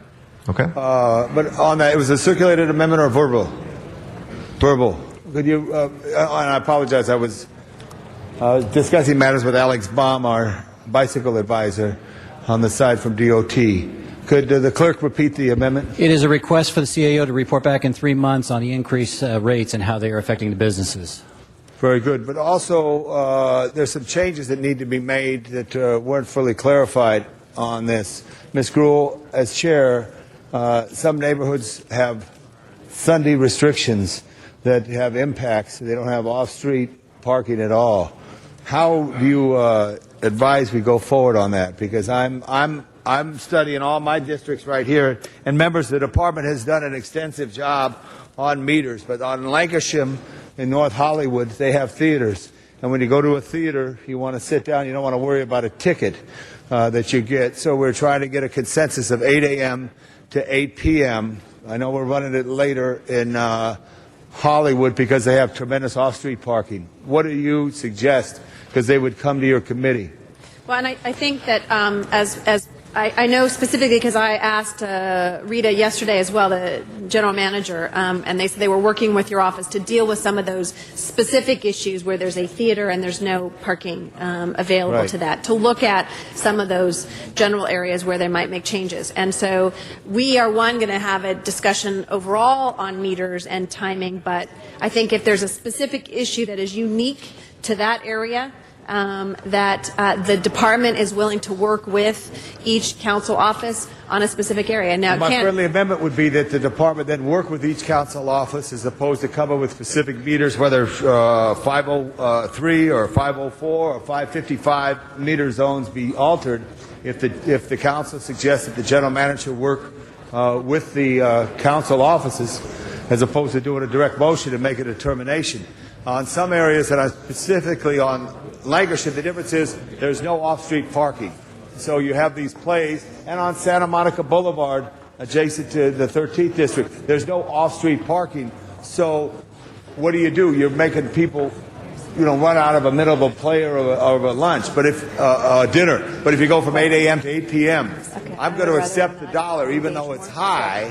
I'll accept the $1, but I think we should look at other parts of the city which may not have the same typical meter rate as in the past. If the general manager, and I know Ms. Jackson was here for a moment. She's Here's here. Amir Sadati. And Amir. And I know I'll push my button again, but if we could figure this out with the mayor making some decisions, then we could move forward, have the CAO study. But I do want to alter some Sunday collections because then it impacts the neighborhood.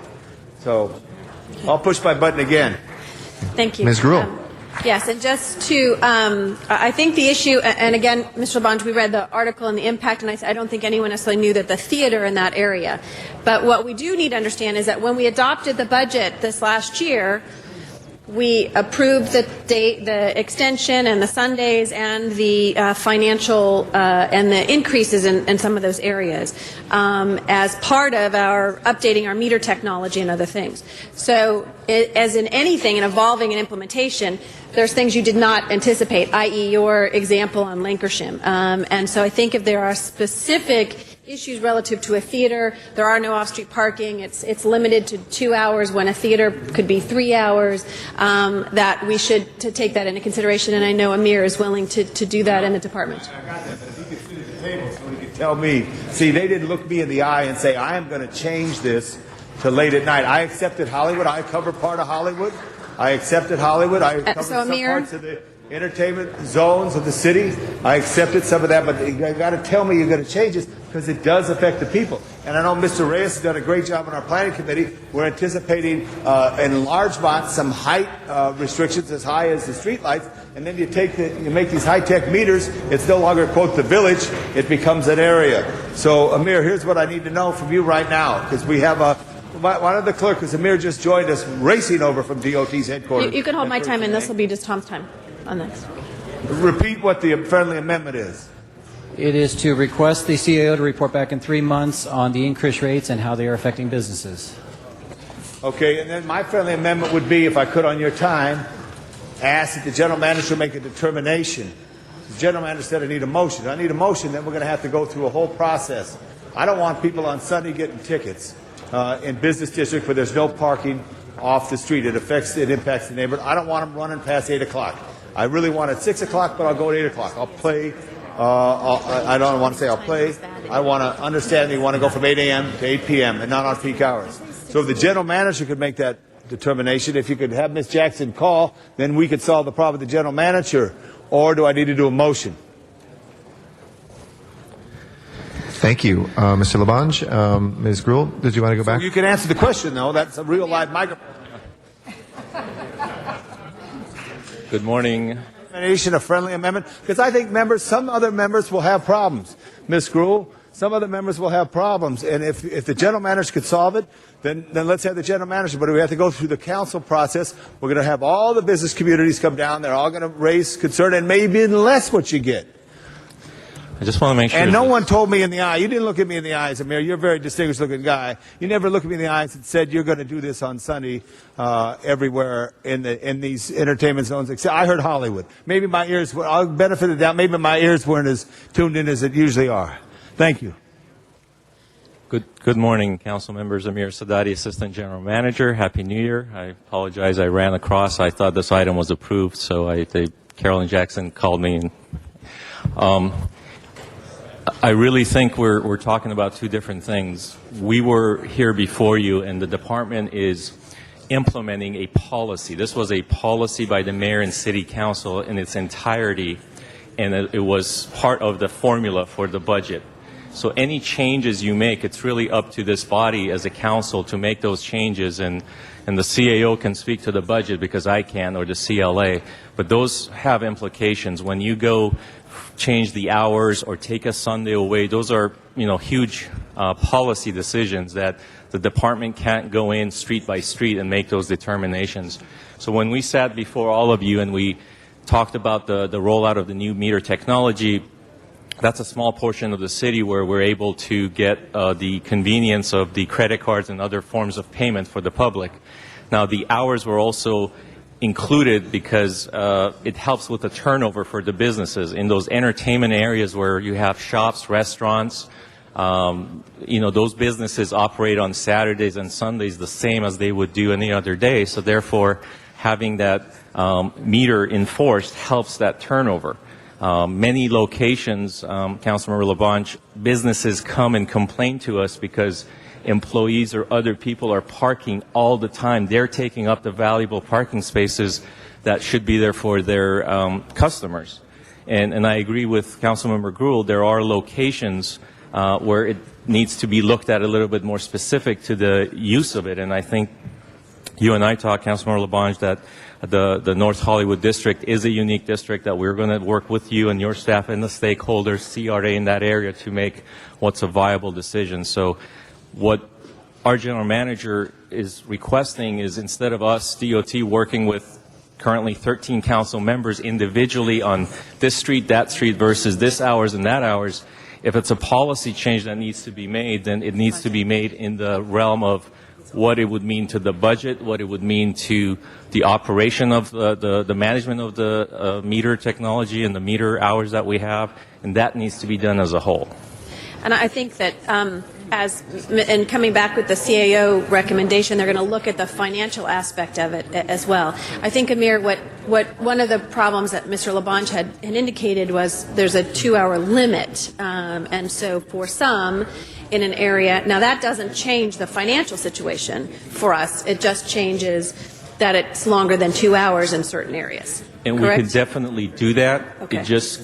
It just makes the signs larger and a little bit more confusing for the public. What you will have is, 1 hour between these time limits, and then it goes into a 2 or 4 hour. Those things can be done. It's just a little bit more less consistent and more confusing to the public. And I think I was in front of you last year, as you said, when you roll this out, please keep in mind, we don't want to get people ticketed or confused, so try to keep consistency. But maybe in that area you might say, yes, in this example, you might say from certain points in Mr. LaBonge's district that it just be 3 hours, that there's no differential between evenings and during the day and so forth, but that any time in 3 hours where there's some need for that.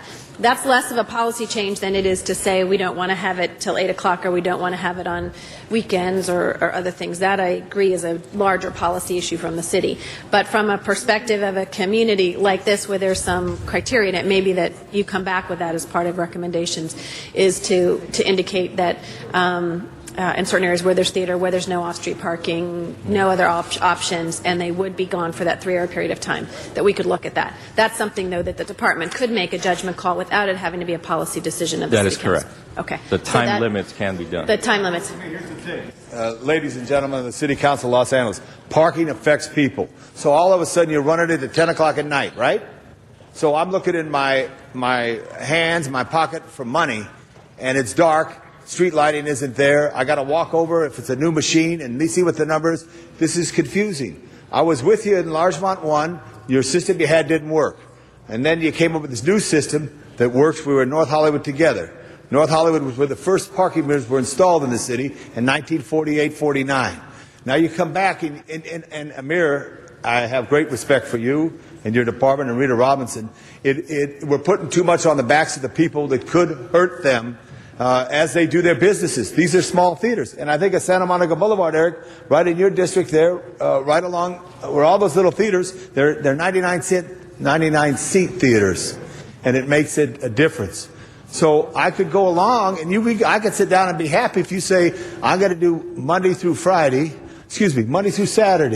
to 8 p.m., okay, and nothing on Sunday on Lancashire. I could sit down and I could live with that. I could live with that in my whole district, ladies and gentlemen, but on Sunday. See, also I worry about the tickets that we're going to give people. It's not just how many dollars of tickets do we give a year out in the city of Los Angeles? Over 50 million? 134 million. 134 million. I would give more. I'd rather restrict, and Mr. Alacon, I believe you're a champion of this, more street cleaning on streets, to give more tickets to clean the gutters, where there's 80% within a foot, Mr. Parks, of all trash, and any kind of buddy who parks there to clean the bay. I would see more street cleaning restrictions if we're interested in revenue to go there, which would pay for the sweeper. Bill Robertson at Street Services says, you give me that, I could pay for the system, and there would be more.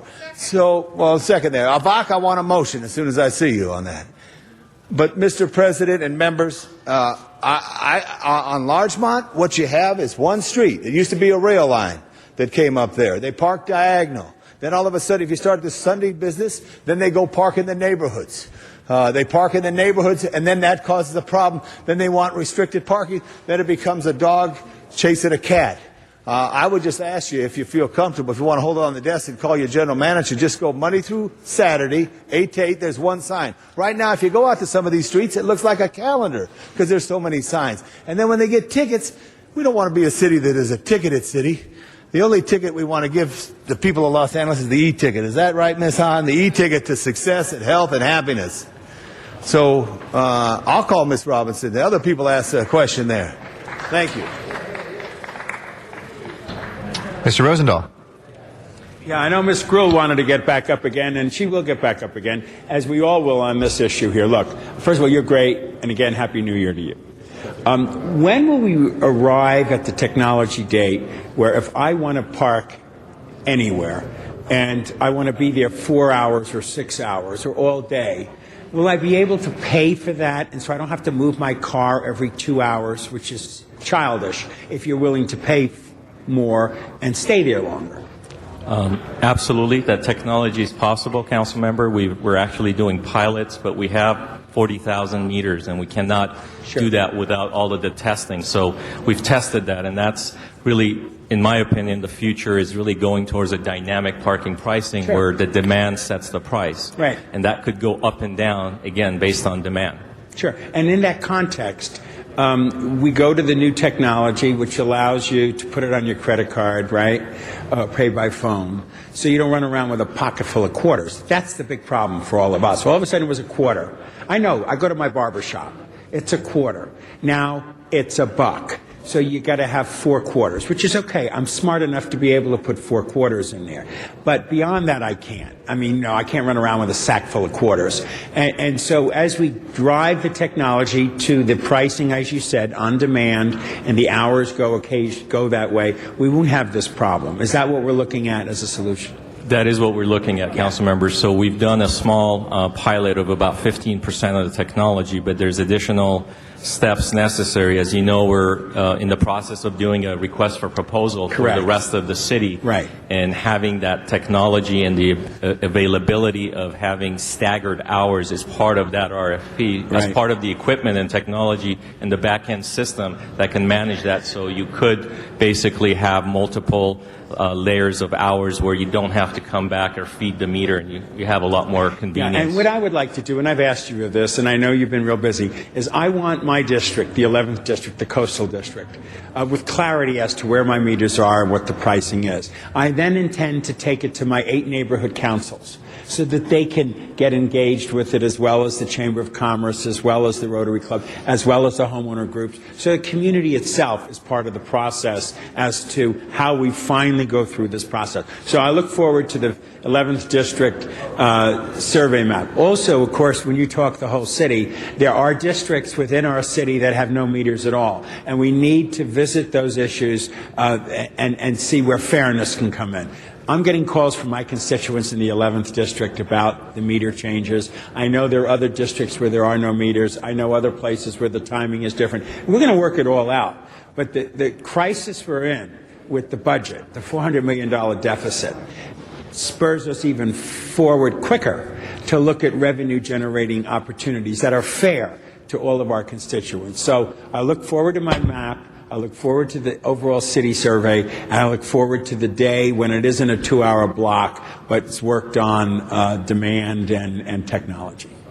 Thank you. Sure. Mr. Zine is our next speaker, and then Ms. Gruhl. Mr. Zine. Thank you, Mr. President. Was there any outreach to the Chambers of Commerce, neighborhood councils, or any other groups before these rates took effect? Or did it just happen?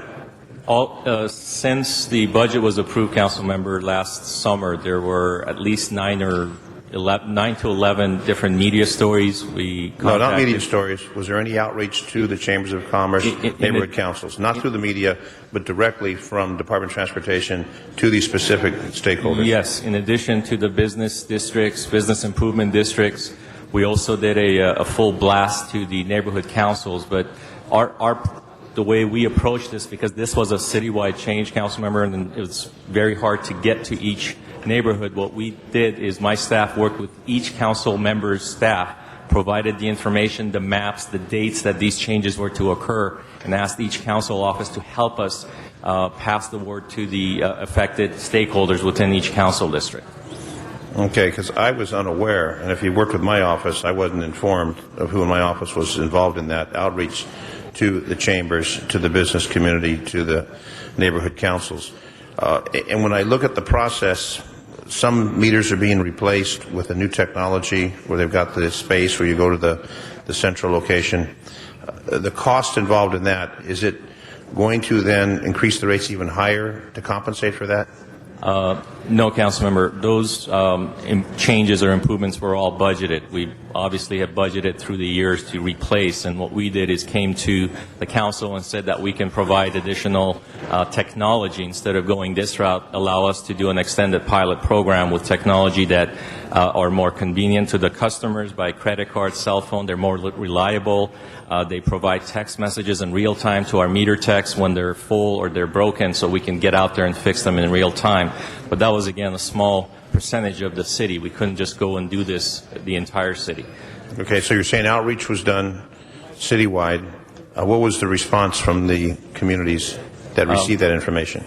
Different communities, obviously, change is not, this wasn't a positive change, and a lot of media attention that we asked for. You know, they only did their media stories, you know, when they did it, but we provided the changes that were occurring to, you know, even the small neighborhood publications as well. But our main focus was asking each council office to help us because we didn't have the resources to full blast 3 million people. We asked them to help us. What constituency, what stakeholders, what other areas within each council office should have these maps, this information, and that's what we mainly did. Okay, I'd like afterwards if you could find out who my office was involved in that. Thank you. Thank you, Mr. Reyes is our next speaker, and then Ms. Gruhl. When we look at the rate, $1 or $4, what variables or what factors were weighed when these dollar figures were put into place? Was there a formula? What determined the rates? Do you have the ability to share that with us today? Yes, through all of probably late 2007 to 2000. Please hold my time. 2007 to 2008, we continuously provided updates to the mayor's office and the transportation committee on reports we did. So we did a full survey of all the small cities in California and all of the other larger cities in the United States. And we found that we were the lowest large metropolitan city. We had the lowest rates. Our rates had not been changed for approximately 20 years, where in that same time inflation had gone about 90%. So all of that information, Councilmember, was provided, and as part of the budget proposed a dollar minimum and then doubling the rest of the meter rates. Okay, I understand your answer is giving us a clearer picture on the context of why we raised the funds. My question is different. My question to you is, once we decided to raise the rates, when you started looking at the city as a whole, we know that this city is a city of cities. Areas differ for various reasons in economics, in age and infrastructure. So was that considered at all? Did you look at any variables that allow us to weigh how much we were going to charge in different neighborhoods? No, this was a citywide approach. Again, having 470 plus square miles, Councilmember, in cities of cities, there was no staffing or time to go individually and do multiple studies within each area. So again, as the part of the mayor's budget, and then what was presented to council was a dollar minimum, double everything. I understand. Else. So the answer is no, there wasn't the time or the resources to have the ability to respond in a more delicate or sensitive way to how these rates would affect commerce and business to the small mom and pop shops. Correct?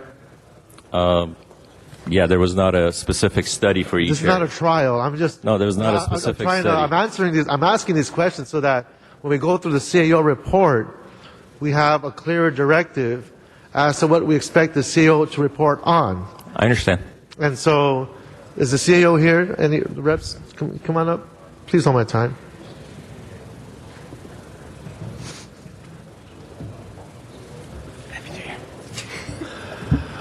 Happy New Year to you, too. You know, do we have the capacity, looking at, we're going to be going through collections, correct? Collections in our meters, then we have collections in our different businesses throughout the city, and how much revenue is generated through the city because of the commercial activity. Do we have the capacity to break down our analysis in such a way where we can see the difference and the impact, given these meter rates that have gone up on our respective commercial corridors throughout the city? Do we have that ability? As far as overall, as far as how it affects retail sales and so forth, that's something that we could extrapolate if we can get some of the data through finance to the state. It's not an easy data, it's not easy to get the data and sort of sort through it. It would take some time, but we could. But as stewards of this city, it behooves us to understand what these rate increases have done to our city. And perhaps it is not the wisest move in certain areas, in certain pockets, to have these increases. We are, in fact, pushing out and pushing away dollars into our city, and they're going to neighboring cities.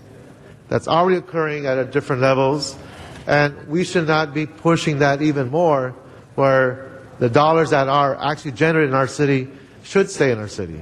So I think it's important to have that analysis and to go through that trouble, as hard as it may be, to have at least a profile of before and after, so we know how to adjust these rates, and perhaps have DOT look at the variables in such a way where we understand these impacts internally.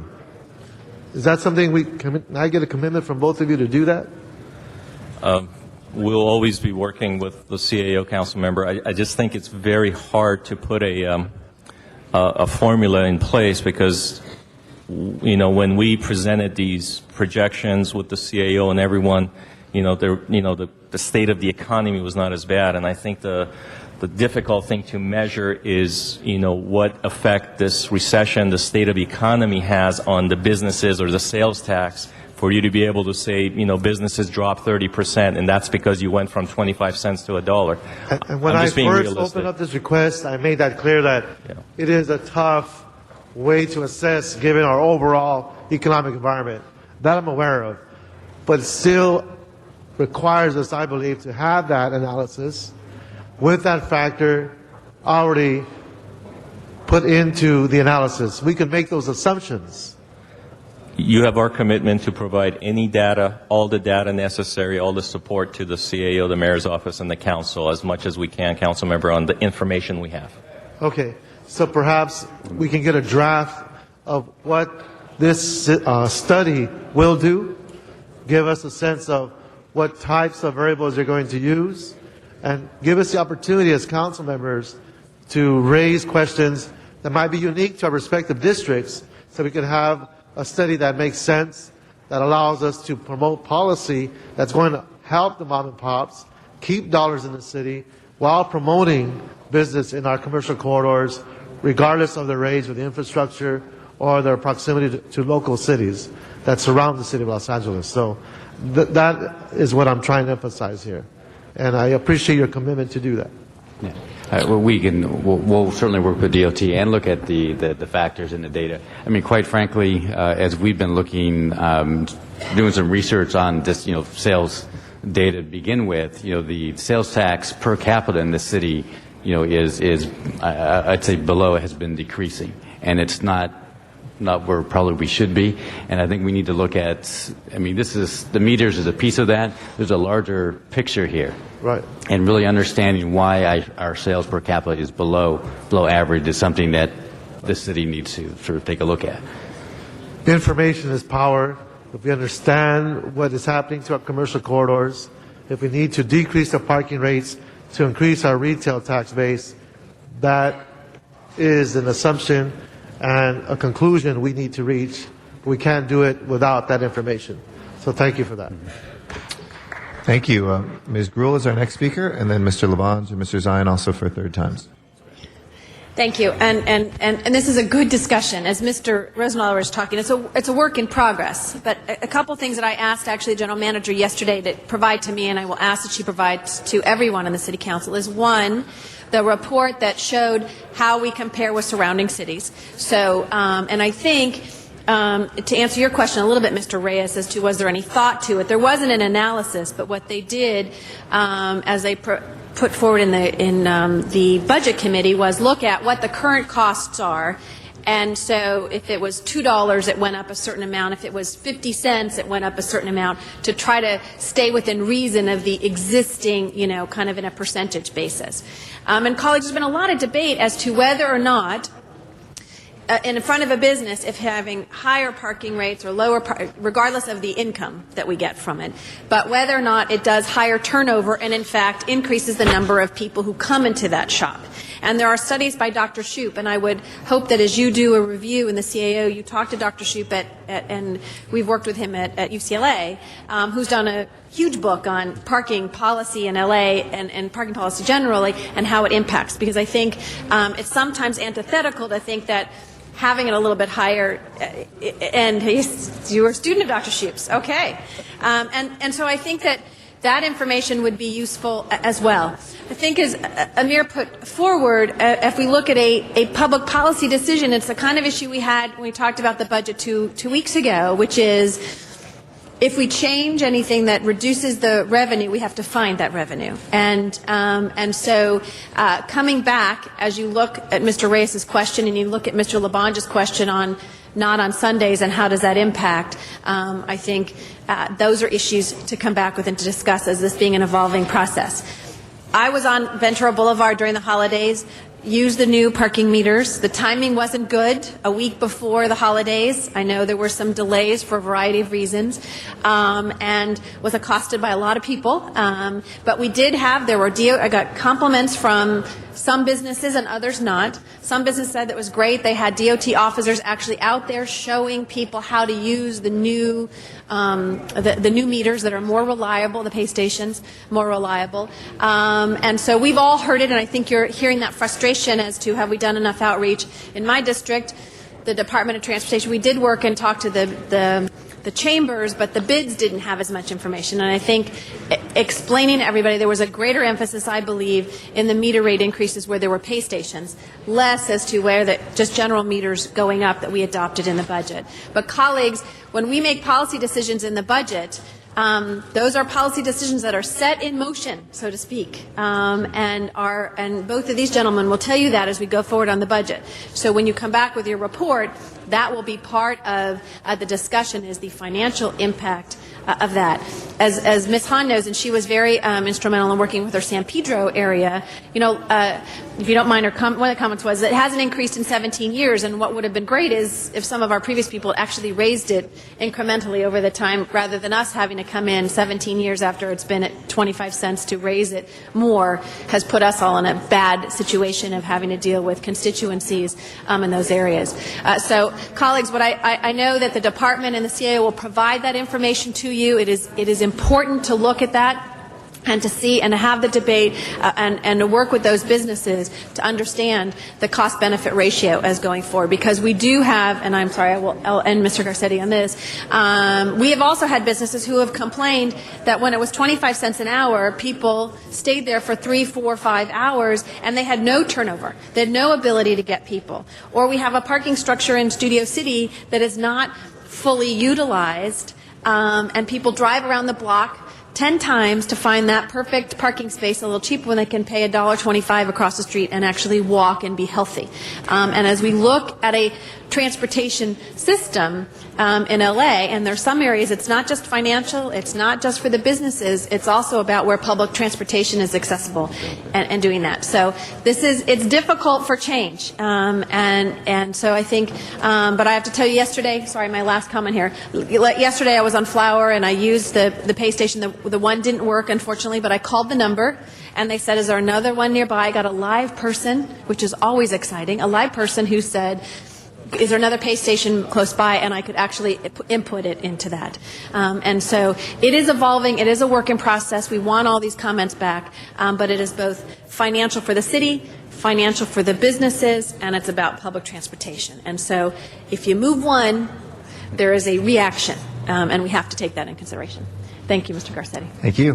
Mr. Labange is next, then Mr. Zhang. Thank you very much. The department did a modest job in outreach, right? Is that fair? You'd like to have done a better job, right? Especially today, since there's so much discussion here. When I make a mistake, I'll admit it, right? Given the resources the department had and the large-scale citywide implication, we did a good job, Councilmember. You did a good job, but you didn't do the job that you would like to do because you're challenged like everybody is. But December 3rd was a committee meeting. I wasn't there, so I didn't vote on this. I apologize for not being there because I probably would have brought it up a little more because as a former deputy for John Ferraro, this is a hot issue. That it affects people. And it affects the neighborhood from a sociological issue. The doctor who was your student, was your student or you were his student? Okay, good. All right, very well. Those are very important things. But I will just tell you, I worry about the people we represent at 9:30 at night reaching into their pocket in the dark to try to find change for a machine. And also, Ms. Gruhl, there is an absolute technology line. Some people can do technology, some can't. And it is technology that you have to look at the street and get the number, remember the number, walk down to the box, put your card in there, make sure it works, punch the number, figure it out. I don't want to run the city like that, that we make people go through so many hoops. I want to be fair. You could make it real easy, Amir. 8 to 8, Monday through Saturday. But now I'm going to have to go deeper to you and also back to committee, Ms. Gruhl, and let the people know there should also be a tag on this. When we raise rates, we should just automatically, friendly amendment, when we raise rates, we should automatically let neighborhood councils know. Just let them know. I mean, I just think it's simple. That solves a problem, letting people know. Information is knowledge is power. We want to give power to the people. And I think that's the way to do it. I know you're under pressure, but we're not, the whole existence of Los Angeles doesn't count on these parking meters, do they? Not at all. Not at all. So we could do it right. And that's why if you go 8 to 8, Monday through Saturday, you lay off Sunday. We're not Pasadena, right? Members, I want to tell you, we did lose a parking administrator for many years. How many years was that position vacated? 3.5 years. 3.5 years. And if you look at the files, Madam, Mr. City Clerk, I'll go Madam Anna. Good to see you, Anna. Happy New Year. If the city clerk there, I had a motion to try to ask for a parking administrator many years ago because now we have this catch-up problem that we should have been playing catch-up on that. I have my work to do as a representative, but I will let you know the committee in its report never said Sunday. Was that a movie there? It said never on Sunday. It didn't say anything on Sunday. But Tom, this was just a status report on the implementation of the new pay meters. The implementation of the Sundays was during the budget. In December, and I think in May or June, and that it's a good idea to make sure that in this year, I think it's a great idea to let all the neighbors hear all the fees that were increases, because this was not the only fee. I mean, there were other departments, but the report that came in December was really a status report on the implementation of the new pay stations that we had in the city of LA. Yeah, but I don't think if I knew that, I would let you change the charm of Largemont like you did with all this high technology, all these signs, everywhere signs. Amira, I love you. I do. And the work that you and all the techs do over at Piper Tech, but I think there's a better way to do it, 8 to 8, and make it work. I was just in San Francisco. You can put your card in a meter. A meter is part of the urban charm. You make it all this technology stuff. And then the other thing I do worry about is people at night going into their pockets of purse, and then some bad guy from Marshall High or somebody else comes up and tries to accost them. There's no street lighting. I went to Marshall High, and I'm proud of Marshall High, but maybe there was one or two of us who were bad guys. But you understand what I'm saying? I don't think you looked at any of the sociological and the planning effects of neighborhoods on this. You looked strictly at the revenue, which is important, but I think there's other aspects that are important as well. Mr. President, I thank you. My meter has expired. Don't worry, just put the credit card over on the side of the aisles there, and you should be okay. Anyway, Mr. Zine. Thank you, Mr. President. Mr. Amir, I checked with my district office and the downtown office on the information, and this is what we received for public outreach. And if this is what DOT considers public outreach, this is really a joke. I also received a call from John Eck from San Pedro. They never got public outreach. So I think your public outreach failed miserably. And when you go from 25 cents an hour to $1 an hour, that type of increase to the public without outreach, and I don't consider this one sheet of paper as outreach to the community. You need to do a little better job informing the people, and the backlash would be obviously they're criticizing and they're concerned, but to go that type of increase to bail out the budget or whatever the purpose is, it's not fair to the public. In hard economic times, it seems that we reach out to increase taxes instead of tightening our belt. Everybody's tightening their belt, and we're jacking up taxes for the public, which is not the way to go. So this is the information, and if this is what you and the department consider outreach to inform the community, this really falls short of what I consider outreach when we're going to increase rates and affect the businesses and affect the consumers in different districts. Because what it shows in my area is a few of the areas, off-street, on-street, Woodland Hills, Canoga Park, Woodland Hills, Tarzana, Canoga Park, Reseda. Some of these are CRA areas. It really falls short. So in the future, when they're going to do something that's going to affect the motoring public, if they're going to do outreach, it needs to be done appropriately and with some type of a focus. And if this is all that you produce, this really doesn't work. Mr. Labange, for fourth time. Final time. Just a suggestion, Amir. I remember when I worked for John Farrar when they raised the rates. Then you work with the deputies of districts. Let's reconvene our deputies. Mr. Zine, your deputy, make sure that we outreach, let people know, and make it consistent and fair. Just let me ask this one question. In Santa Monica, West Hollywood's 1.6 square miles, right? 1.9? I'm not sure, Councilman. 1.9. Los Angeles over 472 square miles. Do you know when the meters run in West Hollywood? They run till 2 a.m., 2 a.m., 3 a.m. Pasadena? Midnight. Midnight. You know, those are small little districts, right? Long Beach, 8 p.m. and 10 p.m. on weekends. Yeah. So in small districts, like probably where the old the surfers are on, what's that, Los Alamitos. So what's that little spot down there on Pine Street. And Pine Street, a hip jazz area? We should get some technology so we could see this up here now, because there's 40,000 meters in the city, right? Approximately. And the most are in the Wilshire District, Alvarado, Wilshire, Vermont, Wilshire Western, Miracle Mile, downtown, Chinatown. We should know all that. Most of the meters are actually in Councilmember Perry's district. Most in the 9th, right, because downtown. And then in the 1st, coming out Wilshire, 10th, 4th, 13th. We should have this information. I want to work with you, Mayor, and I think we can work it out right. And I want to work with the CAO because I know we want to balance it out. And we want to help you do a better job. Mr. Zine, you're correct on some things there, but also departments should come to us so we can help them as well. We have deputies who are very involved and know the community who could help you get the message out, because that's what upsets the people the most. Ms. Hahn told me it was just like boom, all of a sudden it changed, just like that. And I think we could help you do that. Thank you very much. Thank you, Ms. Hahn, for the first time. Thank you. I mean, I think everybody has said it. I think let's put this into context too. As you all remember, we were experiencing a huge budget deficit. So the budget package that came before us was an attempt to close that gap. This was part of it, but I think many of us were caught unaware, and certainly our constituents were caught unaware, that it wasn't just raising the fees. It's, as you said, it was adding Sundays. That was something that I think the number crunchers, on our budget committee figured out that this was a way to help close the gap. But the outreach, I will say, was less than, efficient. My chambers of commerce screamed about this. I had many nasty letters to the editor written about this. I had letters coming into my office about this. I tried to explain it again after the fact, that it was part of a budget process, that we needed to, figure out how to close this gap. There was a number of things we did. But sometimes it's not what we do, it's how we do it. And I think the rollout of this was probably, we could have done it a lot better. And I had many issues with some of the new meters in parking lots in San Pedro, constantly getting people who, did not deserve a ticket but got one because the technology failed.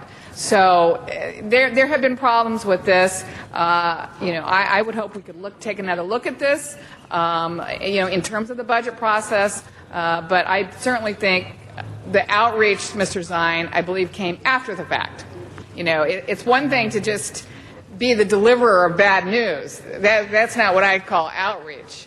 But that's kind of what we were called to do, our staffs were called to do, we were called to do, to sort of deliver the message that, by the way, your parking rates have increased from 25 cents to $1 an hour. So it was a hard pill to swallow, I think, particularly for people in tough economic times. It was a hard pill to swallow for downtowns, particularly like San Pedro, Wilmington, who are revitalizing and are trying to attract people away from the malls where there's free parking. So it kind of came at a bad time.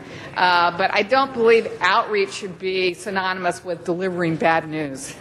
We got to figure out, I think, a better way to engage people in this process. But I think, all of Los Angeles had to own this budget shortfall. We all had to figure out sacrifices that need to be made to close this gap so that we could continue delivering services. But I will agree, I've been silent during this discussion, but I will tell you I got tremendous heat about how we rolled out this increase and the addition of parking on Sundays. So hopefully, Mr. LaBonge, you're going to ask for something that we can take a look at this from another angle. Thank you. Did you want to respond? Yeah, I just want to go ahead and publicly apologize to Councilmember LaBonge in the eyes and Councilmember Hahn and every council member here, their constituency, if they felt that the outreach was not adequate. And I will publicly, on behalf of myself and Rita Robinson, apologize for that. But I think you have to understand the complexities of us, by the same council, being told to do something in 3 months, the entire city, and the same folks, the same group of people are also doing the technology. They're doing multiple things. So again, as I mentioned, we tried to ask your help. We contacted your offices trying to ask your help to reach out. And if we didn't provide additional maps or other things that we should have, then I'd just like to apologize to all your constituents as well as far as the specifics. But what's at stake here, the few groups that we did contact, they all wanted input. They all wanted to vote on it. And what you told us is go do it. There wasn't an input for us. So we were put in a place that we were making the changes as we were directed, but they wanted to vote and vote it down. And that's not, again, for us to do. That was a policy decision that the department was carrying out. So our apologies. We have full blast to all the neighborhood councils.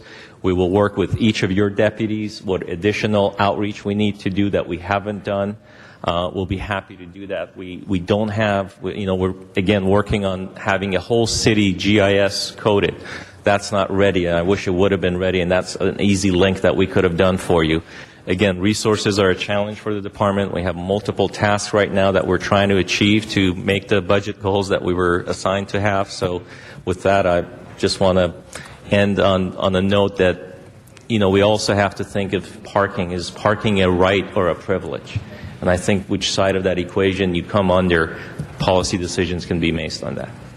Okay. Thank you. We have Ms. Perry, then Mr. Labange.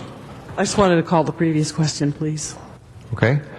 We just have one speaker on the queue, Mr. Labange, but when the question's been called... Happy New Year, Tom Labange. When the question's been called, we have to vote. Is there an objection? It's an 8-person vote, not a 10-person vote, since we've had everybody speak for at least 3 times. That's on the queue.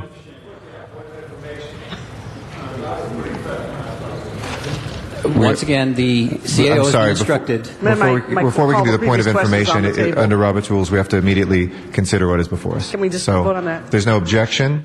Is there any objection to calling the previous question? Okay, if there is an objection, then we'll take a vote. Please open the roll. Close the roll and tabulate the vote. 14 ayes. Against the very objection, we have that passed. The previous question is called. That ends debate. Point of information, Mr. Labange? No, just what are the friendly amendments or instructed amendments? Mr. Clerk, if you run through the amendments that we have before us. There's an instruction to the CAO to report back in 3 months with now a detailed report on how the increased rates are affecting businesses. And there was a friendly amendment by Mr. Labange to have the neighborhood councils notified immediately when the rates are raised. All the time. Yeah, that should be there. But also, okay. I add to the friendly amendment, or is that... We can not accept any more right now. The question has been called. We had public comment in committee on this. Obviously, there's been a lot of discussion today, but it required a council member reopening public hearing to hear that. But we will put those names in the record of Michael Carrion and also Stephen Box on that. We'd be happy to take comments as well as this progresses. So with that, we have those accepted as friendly amendments. If nobody objects to them, they are accepted by the body as friendly. Seeing no objection, we then have that as amended. Please open the roll. Close the roll and tabulate the vote. 14 ayes. That is approved, and we will work together to schedule if folks would like to have comments on the actual rates, because remember what was before us today was just the machines. Then we can work together with our Chair of Transportation and Budget and Finance to schedule that, and we'll make sure that the public has plenty of notice as well for that. Okay, next item, please. Item 40 called special for cards. Okay, item 40 is our next one. We have cards from the public on this, starting with Matt Dowd and then Zuma Dog. Mr. Dowd here? He'll be here. All right, we don't see him. Mr. Dog, if you'd like to go. Yes, thank you so much, Los Angeles City Council. For everybody tuning in for the first time, my name's Zuma Dog, candidate for mayor. I'll be on the ballot March 3rd. Please look for my name. It'll be right under Mayor Antonio Villagraos's. Also, we're talking about special event fees, and I've spoken about this relentlessly time and time again on my public access show, of which we know public access has been pulled as of the 1st of this year. So I thought I'd come down and talk about it a little bit more. It's called special event fee waivers, and this is the year Zuma Dog puts an end to it. as candidate for mayor. Let me explain. It's money out of the general fund. Right now, Los Angeles City Council, they're raising fees, they're raising trash collection fees, they're raising your parking meters, they're doing everything to squeeze and extort every bit of money out of the constituent. Meanwhile, they say we're going to close down libraries, we're going to close down parks and recs, we're going to be hiring freezes, layoffs, we're going to be doing everything to cut this city down to the bone because Mayor Antonio Viagra Osa took record revenues and squandered them, securing his reelection. So now we are confronted with these special event fees. It comes out of the general fund. All right, now you're using them for your parades and your fairs. Let me get my agenda here. Let me just tell the people watching at home how much money is being wasted today. While they're asking for new fees, bonds, taxes, and raising everything, let's see. Here's $5,000 here, $4,800 there. There's another $2,000. This is on today's agenda. Oh, here's $30,000 for a jazz festival. We can't hire police. We can't hire fire. We're going to be firing teachers. We're going to be closing the parks. We're going to be closing the recs. We're going to be everything that you're doing, and now you're going to spend $30,000 on the jazz festival. I say hell no. Get your act in order. No more of these special event fee waivers. Let's keep going, people. This is money that comes out of the general fund when they're raising taxes, raising meters, raising everything, and then this is what they're wasting, $3,000 here. I say no more money for these fairs. We're in big budget crisis. No more fairs, no more festivals, and this is a violation. It's racketeering. It's corruption. Thank you very much, Mr. Dog. Thank you very much, Mr. Dog. And our next two speakers are Miriam Fogler and Donna Pearman out in Van Nuys. We've been informed that they're no longer there. So those are the cards we have on this item. With that, if we can please open the roll. Please close the roll and tabulate the vote. 14 ayes. Those are approved. Next item, please. Mr. President, do you wish to take up item 30? I do believe staff is here. Yes, we've been holding 30 on the desk. So if we can ask staff to come forward on that item.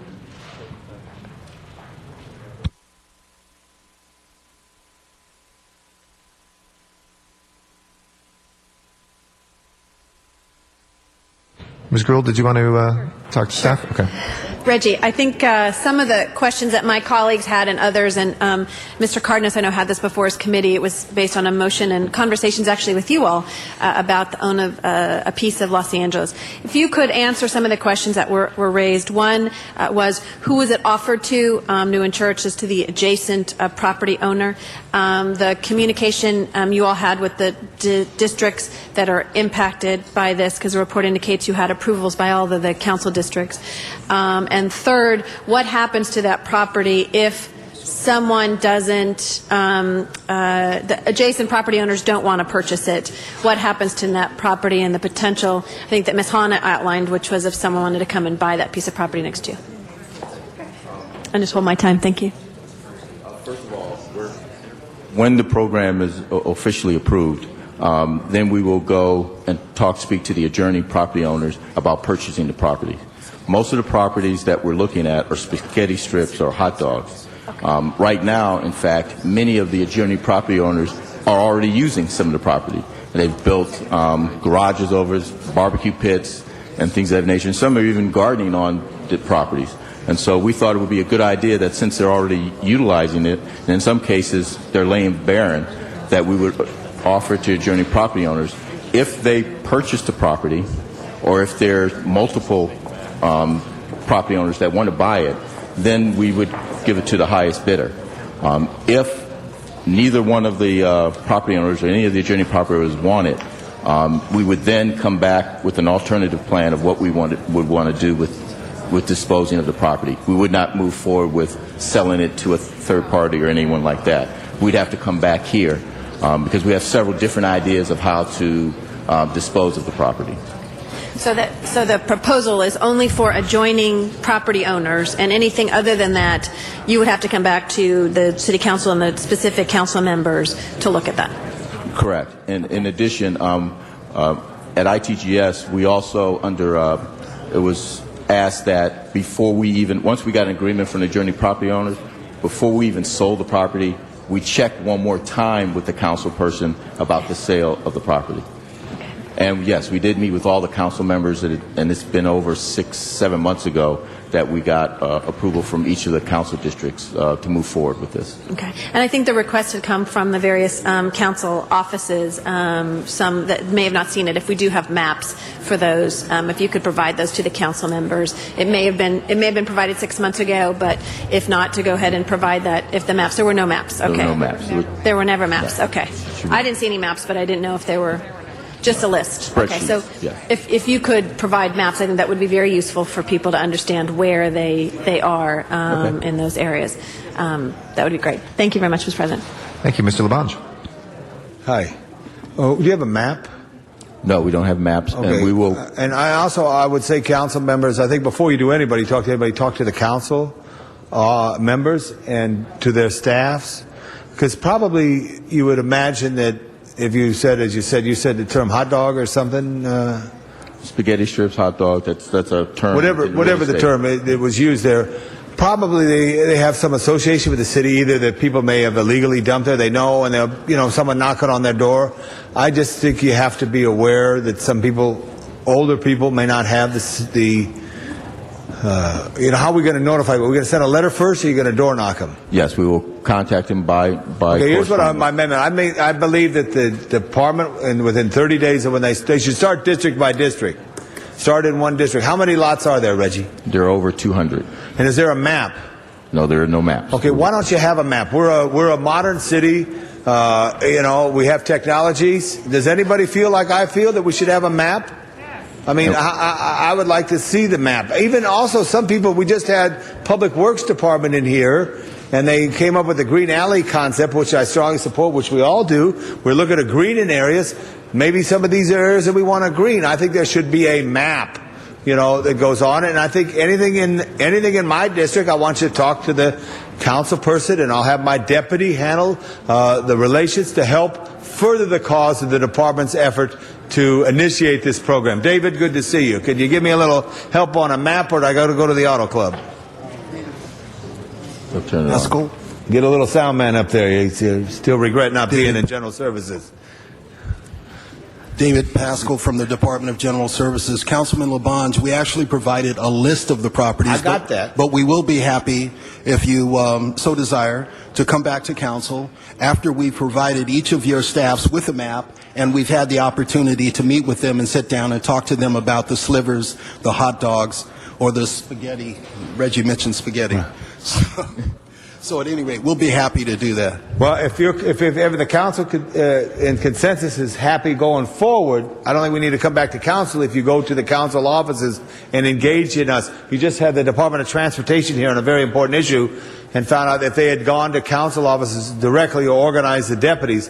I hope we're still organizing deputies how they did organize them before on issues that could help you further the cause there. But I absolutely want to see a map, and I absolutely want to see where it makes sense to do this here. And also, Reggie, I want to see the mall turned into something nice in my lifetime, as long as you're here and you're responsible for the mall, right? Right? I would too. Okay, let's do that too. Thank you very much. Thank you. Thank you, Mr. Labange. Ms. Hahn. Thank you. Well, I appreciate us talking about this. Again, I know you came and met with a staff member in my office, but you provided a list probably of addresses. Again, I don't think there's one council staff member who could probably, at a glance, know exactly where all those addresses were located and what the impact would be, who was the adjacent property owner, how it would work. I mean, I think your outreach to our staff was pretty much getting an initial approval.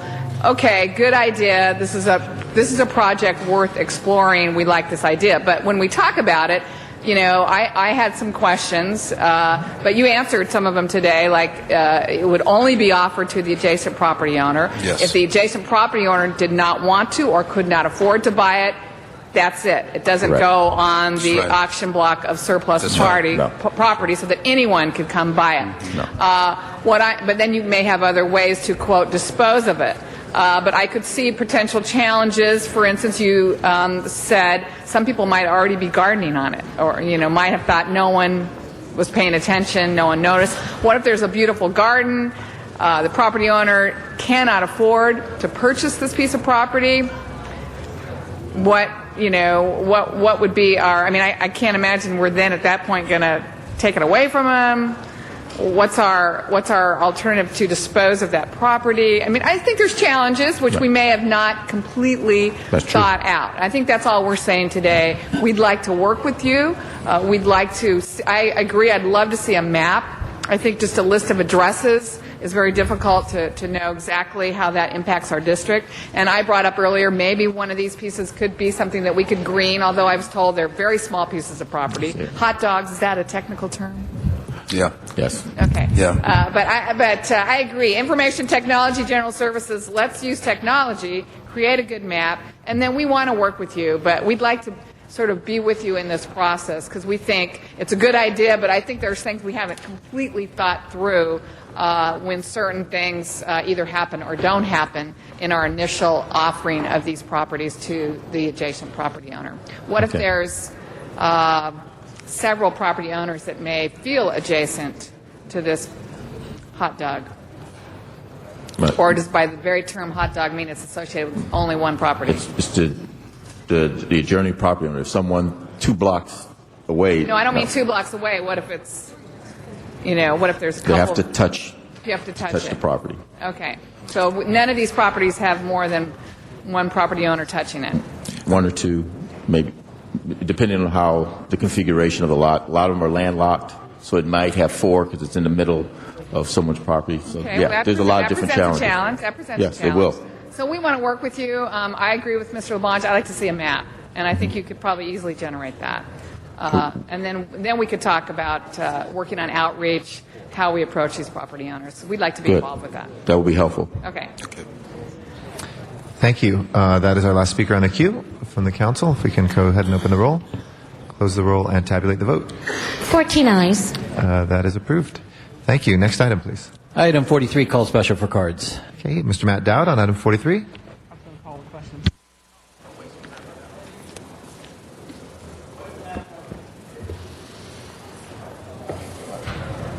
If we could hold the clock. Yeah, just hold my time, please.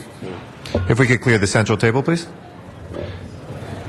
Could we clear the central table? Earth to central table. Excuse me, Mr. Dowd. Thank you. We'll take care of it. Thank you. Go ahead, Mr. Dowd. Time is yours.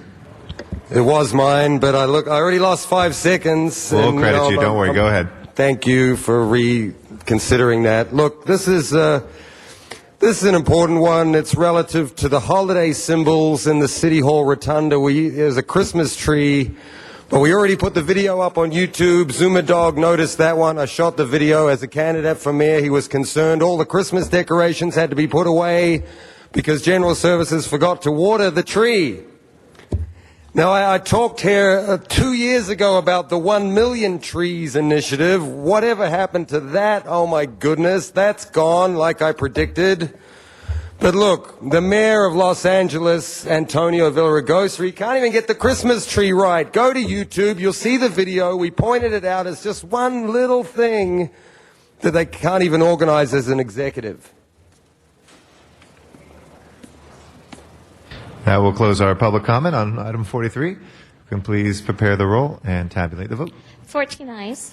That is approved. Next item, please. Item 45, call special for cards. We have item 45 next. Zuma Dog and then Matt Dowd. Tom, I got to go. Thank you, Tom. Thank you so much. That's Tom Topping, Boulevard Sentinel. Yes, are we talking about number 45? Yeah. No, I want to pass on this one. All right. If we could just make a reminder, please, for the equipment, not to shout too loud for the equipment. Mr. Dowd? Yes, this is my favorite item today, a use of a city vehicle for Councilmember Tom LaBonge. Now, normally I would be against this, but today, in light of the constituent service that Mr. LaBonge is providing for his constituents, I've never seen a council member so passionate about an item, and this is a big one. See, the parking meters, you're crushing the business for these people. You're doing it downtown here with these $3 an hour meters, and now they're going to do it in your district, and that's exactly how you crush people because they don't want to be running out of these theaters, putting money in meters. parking meters should be 25 cents or 2 quarters for an hour. Give them a couple of hours at least. Don't be crimping on. It's just ludicrous. You're losing money all over the city, and you're penny pinching with the parking meters. You're going to lose millions in all the jury awards from all the lawsuits of all the people who are He's suing. not on topic on this item. Sir, if you could please keep to the topic that is before us, pursuant to the Brown Act. Thank you. Thank you. I'm just trying to commend, Council Member Labange for sticking up for his constituents, and as a reward, I want to kick this through. I want a unanimous approval. The Los Angeles City Council, whatever Tom Labange, I want this to be Tom Labange Day in the city of Los Angeles. How about that? And thanks for giving me extra time. All right. Thank you very much, Mr. Dowd. That will close our public comment on item 45. And with Mr. Dowd's suggestion, let's go ahead and open the roll, close the roll, and tabulate the vote. 14 ayes. Look at that, a unanimous vote. Next one, please. Item 47, called special for cards. We have a card from Zuma Dog on item number 47.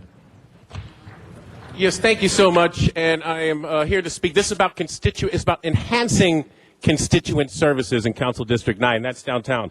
You want to enhance the council district services? First of all, get real about the homeless problem, okay? You have all these Grand Avenue, LA Live, billion-dollar luxury projects. You think people are going to come downtown when you got panhandlers aggressively accosting people because you do not get serious about real homelessness, real Skid Row enforcement. Also, let's talk about the housing issues. You want to enhance constituent services, make some real affordable housing. All you do is go upscale luxury in the city of Los Angeles, $1 million plus condos in violation of condo conversion rates. You kick people out, and then nobody can afford to live in the city. You want to help enhance the constituent services, make some real housing everybody can afford. That's something I would focus on. I'm running for mayor, and that's what I'm going to focus on. Also, the parking meter rates. You want to enhance constituent services. Again, you don't charge more for parking. You charge less. You don't extend the hours of payment. You reduce them. It's called fiscal stimulus. Why don't you find out about it, okay? You want to enhance the services? Represent the spirit of the community, okay?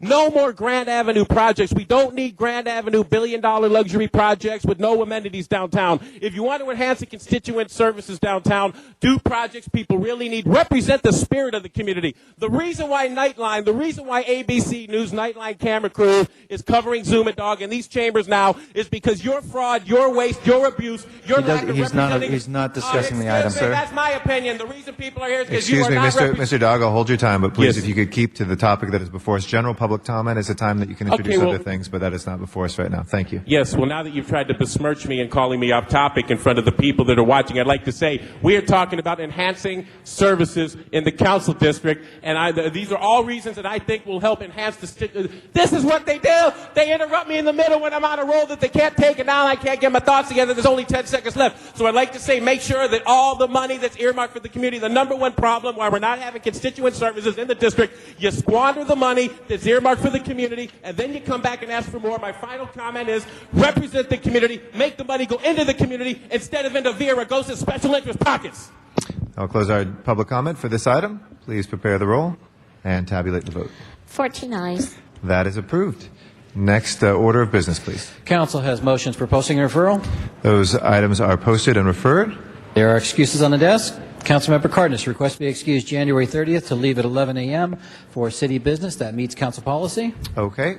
We will excuse Mr. Cardenas. Councilmember Smith, request to be excused January 23rd, June 26th, and September 16th, all for city business. Those all meet council policy. All right. Those excuses are granted. Councilmember Weezer, request to be excused April 3rd and June 26th for city business that meets council policy. All right. He is excused. Councilmember Gruhl, request to be excused January 14th for city business and for the meetings of February 24th, 25th, 27th, as well as March 3rd for personal business, and those all meet council policy. Okay. She's excused. Councilmember Parks, request to be excused February 11th to leave at 11:30 for city business that meets council policy. All right. He's excused. Councilmember Reyes, request to be excused January 7th for city business that meets council policy. Okay. He's excused. Councilmember Garcetti, request to be excused January 9th to arrive at 10:30 a.m. for city business that meets council policy. All right. He is excused. And Councilmember Rosendahl, request to be excused January 7th for city business that meets council policy. All right. That excuse is granted. Desk is clear. All right. Announcements, folks? Any business announcements?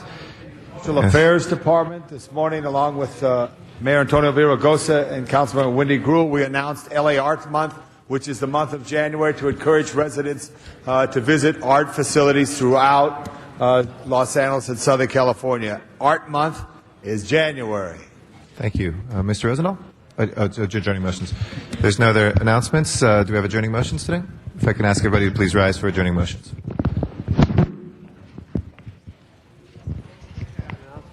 I think we're already on adjourning motions. No,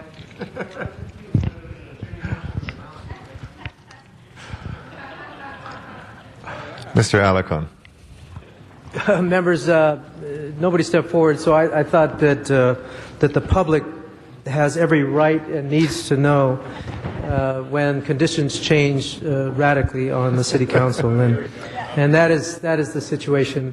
As our president has announced to us individually that he got married on Sunday. So all the throngs of admirers who would have normally attempted to embrace Mr. Garcetti in different ways need to know that they have to stand back, I guess is the current, stand down is the term. Excuse me, stand back. I'm sorry, but congratulations, Mr. Garcetti, and hopefully we will see a more calm, sensitive, concerned, it should mellow me out with age, for compassionate sure. council president. Thank you very much, Mr. But congratulations in all Thank you, colleagues. seriousness, And to your wonderful wife, Amy Wakeland. So we all send our love. Thank you very much. Thank you. It was here in Los Angeles. what took you so long? You know. So, are there any adjourning motions? I've never been so happy. Ms. Gruhl, please. Colleagues, we lost in Sunland Tujunga, and I have a few more tomorrow, unfortunately, one that I wanted to be able to do today. Herb Rostand, who passed away shortly after Christmas. His funeral services were on December 29th at Hollywood Mount Sinai. He's the beloved husband of Barbara Rostand and the loving father of daughters Sarah, Margot, Cindy, and Elizabeth, and grandfather of Hannah and Arik Tate, and devoted nephew of Mary Rostand. He was born in New York where he was a high school basketball star at PS 80, and as a young man he worked as a waiter in the Catskills and drove a taxi in Manhattan. He was a gifted storyteller and a notorious prankster. He was one of the pillars of Sunland Tujunga, and he established Rostand Jewelers in 1960 on Foothill Boulevard and retired just 5 years ago. During that time, he found an opportunity to go to law school and practice law.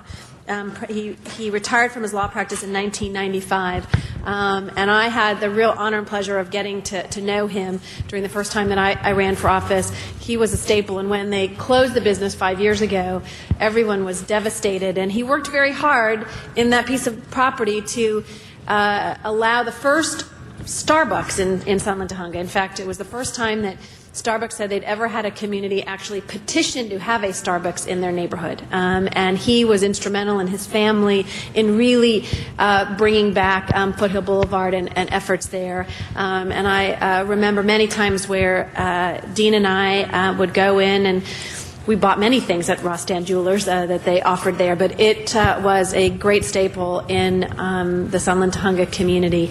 And I often saw him as well at Arts Deli. They would go every week, the family, sit in the back, and the entire family. And I know that we will miss seeing him there. We will miss seeing him in Sunland Tujunga. But he was really an incredible gentleman. And so my heart goes out to the entire family, and condolences, and ask that we adjourn in his memory. Thank you. Mr. Huizar? Thank you very much, and congratulations, Mr. Garcetti. And colleagues, it's with great sadness that I ask that we adjourn in the memory of a great educator and friend, Father Roger Luna, who passed away this past December 13. Father Luna was born in the town of High Grove in Riverside County on June 11, 1929, to parents Gregorio and Gertrude Luna. He began his religious education in 1940 when he was enrolled in St. John Bosco in Bellflower. His high school years were spent at Salesian High School in Richmond, a preparatory seminary where he learned to lead a Salesian religious life. He continued his studies at Don Bosco College in Newtown, New Jersey, where he earned his BA in philosophy, which led him to continue on to the theological studies that ended in his ordination to the priesthood. Always a student, he decided to further his education and earned a BA in music from Immaculate Heart College, an MA in English from USC, and a Doctor of Ministry from St. Mary's Seminary and University in Baltimore. As a young priest, Father Luna focused on high school education as a teacher of English and music. He later went on to become an administrator and principal at Salesian schools. He was a very active man until his health forced Father Luna into retirement in 1998. Since then, he had been in the care for the sisters and staff of Mercy Care in retirement in Oakland. Funeral services took place on Thursday, December 18th at Salesian High School in Richmond, and he was certainly one of the great principals at Salesian High School, my alma mater in Boyle Heights. So all members. Thank All you. members. All right. Do all members on that? Mr. Labange? Members, I ask for adjourn in memory of Bob Murray, who was a longtime Larchmont area resident, very active with the Wilshire Baseball League for youth and at Loyola High School. Bob Murray. Additionally, I ask we adjourn in memory of Ronald Lang, a great firefighter who I knew. He was a captain at Engine 56. He lived in the San Diego County area in retirement, was very helpful in the community over the years, took too early in his life. He survived by his wife, Cheryl. I ask we adjourn in memory of Ronald Lang. Members, I think we're all saddened by the news of the death of Jeff Travolta, the son of John Travolta and Kelly Preston. I ask we adjourn in memory of Jet, and also I want to ask, this is the saddest of all, Zoe Ellie Watzecker, who's the 17-month-old granddaughter of Jim Seeley's children, had heart failure, kept up a valiant fight to beat all odds. She lived a short life but a joyful life surrounded by her family. It's survived by their parents of Carl and Jenny Watzecker, their brother Spencer and sister Bailey. This young 17-month-old, the granddaughter of Jim Seeley, we should remember in our prayers. Ask all members. Yeah, we'll put all members on that, please. Mr. Parks. Thank you, Mr. President. I'd like to ask that we adjourn in memory of Frederick Joseph Dumas, who passed away on December 15, 2008, at the age of 92. He's a transplant from New Orleans. Many of us remember that he was a school administrator. Became the first director of Operation Head Start in Los Angeles County, and he also co-founded another organization to push for equal treatment of minority teachers and students.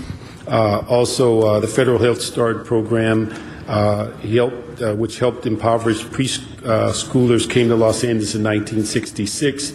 By June, he was basically put in the forefront of getting the approval of that program amongst parents, teachers, and also addressing many of the eligibility cutbacks that were being forced upon the program. When he resigned in August that year, partly the blame was that he failed to secure about a $17 million increase in the program. 2 years later, he founded the Council of Black Administrators. In 1941, he received his bachelor's degree from Xavier.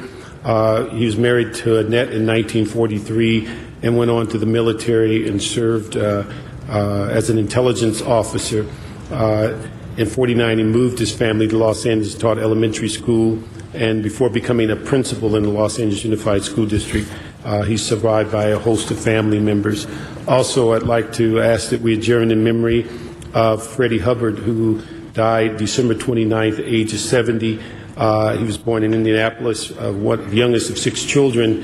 He was regarded as one of the most gifted jazz trumpet players in the 60s and 70s. He had a great deal of strength and range and played with a number of world-renowned musicians, including Quincy Jones. Way back in his 20s, he won the very prestigious Downbeat Critics Poll Award. He also was a member of and part of the work of Art Blakey, Jazz Messengers, had a variety of artists that he played with, from Mr. Ornette Coleman to John Coltrane, and later he was drawn on his pop interests in the 70s and 80s. He toured with Herbie Hancock and many others. He is certainly has been world-renowned and was survived by his wife and his son, and his services will be this week. Thank you. Add Ms. Perry to that as well. And Ms. Hahn. Mr. Rosendahl. Yes, thank you, Mr. President. Robert Graham Robert Graham, a major artist in Los Angeles, a sculptor with a towering public presence, who designed major civic monuments across the nation, died on Saturday, December 27th, at Santa Monica UCLA Medical Center.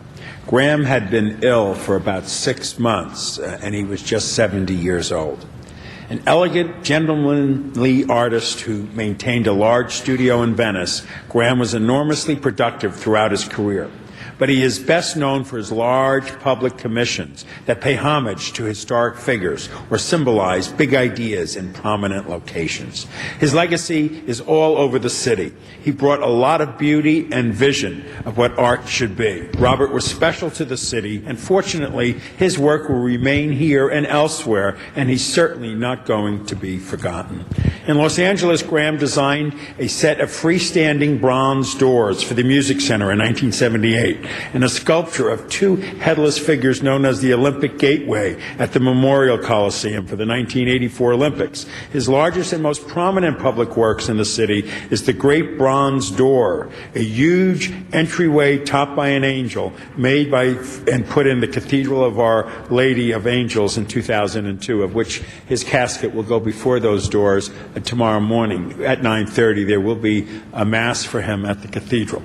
Graham, whose work was also in demand in many other cities, also created a memorial to Joe Louis in Detroit, a monument to Duke Ellington in New York, and a sculptural remembrance of Charlie Bird Parker in Kansas City, Missouri. But among his tributes to beloved public figures, his proudest achievement was probably the Franklin Delano Roosevelt Memorial in Washington, D.C. The artist was born in Mexico City on August 19, 1938, to Adeline Graham and Roberto Pena. But he never really knew his father, who died when he was 6. He was raised by his grandmother and his aunt Mercedes and his mother. At age 11, Graham and his 3 mothers moved to San Jose, and he was educated at San Jose State and the San Francisco Art Institute. He lived in London for a few years with his first wife, Joey, and their son, Stephen, then moved to Los Angeles in the early 70s.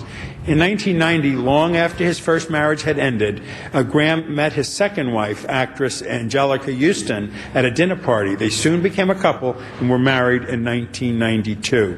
In addition to his wife and son, Graham leaves a group of artist friends, including painter Ed Moses, who called him a golden man and a great artist. The memorial service, as I said, will be tomorrow in the cathedral at 9:30. Venice has lost a great treasure. The city of Los Angeles has lost a great treasure. And the whole nation, I dare say, the world has. May he rest in peace. We'll put all members on that. I remember being with Mr. Graham just about 6 months ago at Getty House when the mayor hosted a dinner for the Aga Khan, His Holiness, who was visiting here. And I think every single time that you were with Robert Graham, his extraordinary center is something that struck you. He had such calmness and a balance. He lived an artist's life, which can often be volatile and can be very emotional, and he certainly was capable of expressing those things in his art. But he was such a almost wise man with that kind of calm demeanor that he had, and that love of Los Angeles that he had as his home.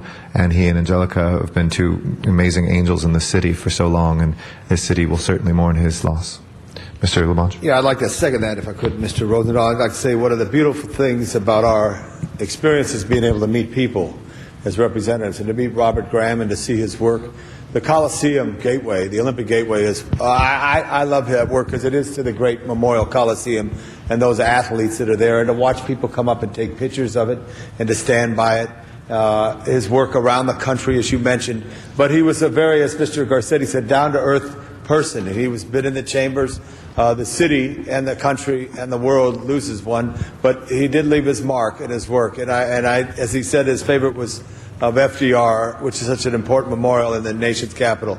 Robert Graham was a great man, and he will be celebrated in his life tomorrow at 9:30 in a mass. And God bless him and his work and what he's done. And we've lost a great one. Thank you.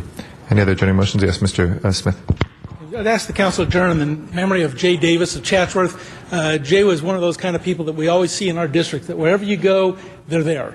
He and his wife, Helen, were involved in every aspect of the community, from the Historical Society, Coordinating Council, Chamber, Neighborhood Council, LAPD VST program, just anything going on in the community. Jay was one of those people that was there, and he was a real joy to be around. He was one of those people that when you'd ask him how he's doing, every time you'd see him, he'd have the same stock answer. Somewhere between great and fantastic was always his answer. He was a wonderful person. On Christmas Day, he led a group of Jewish war veterans to the VA hospital to give gifts to the Christians who were there, who had no families in L.A., and give them some effect of Christmas. Just one of those wonderful people we all have in our community, and he's also my CPA. He was a very good friend of mine. So he, at 77 years old, the day after Christmas, he didn't feel well, told his wife that he was getting worse, please call an ambulance. He died in the ambulance on the way to the hospital, but he was a wonderful person. We'll all miss him in Chatsworth. Thank you. Thank you very much, Mr. Smith. If there are no other adjourning motions, we'll next be in session tomorrow at 10 a.m.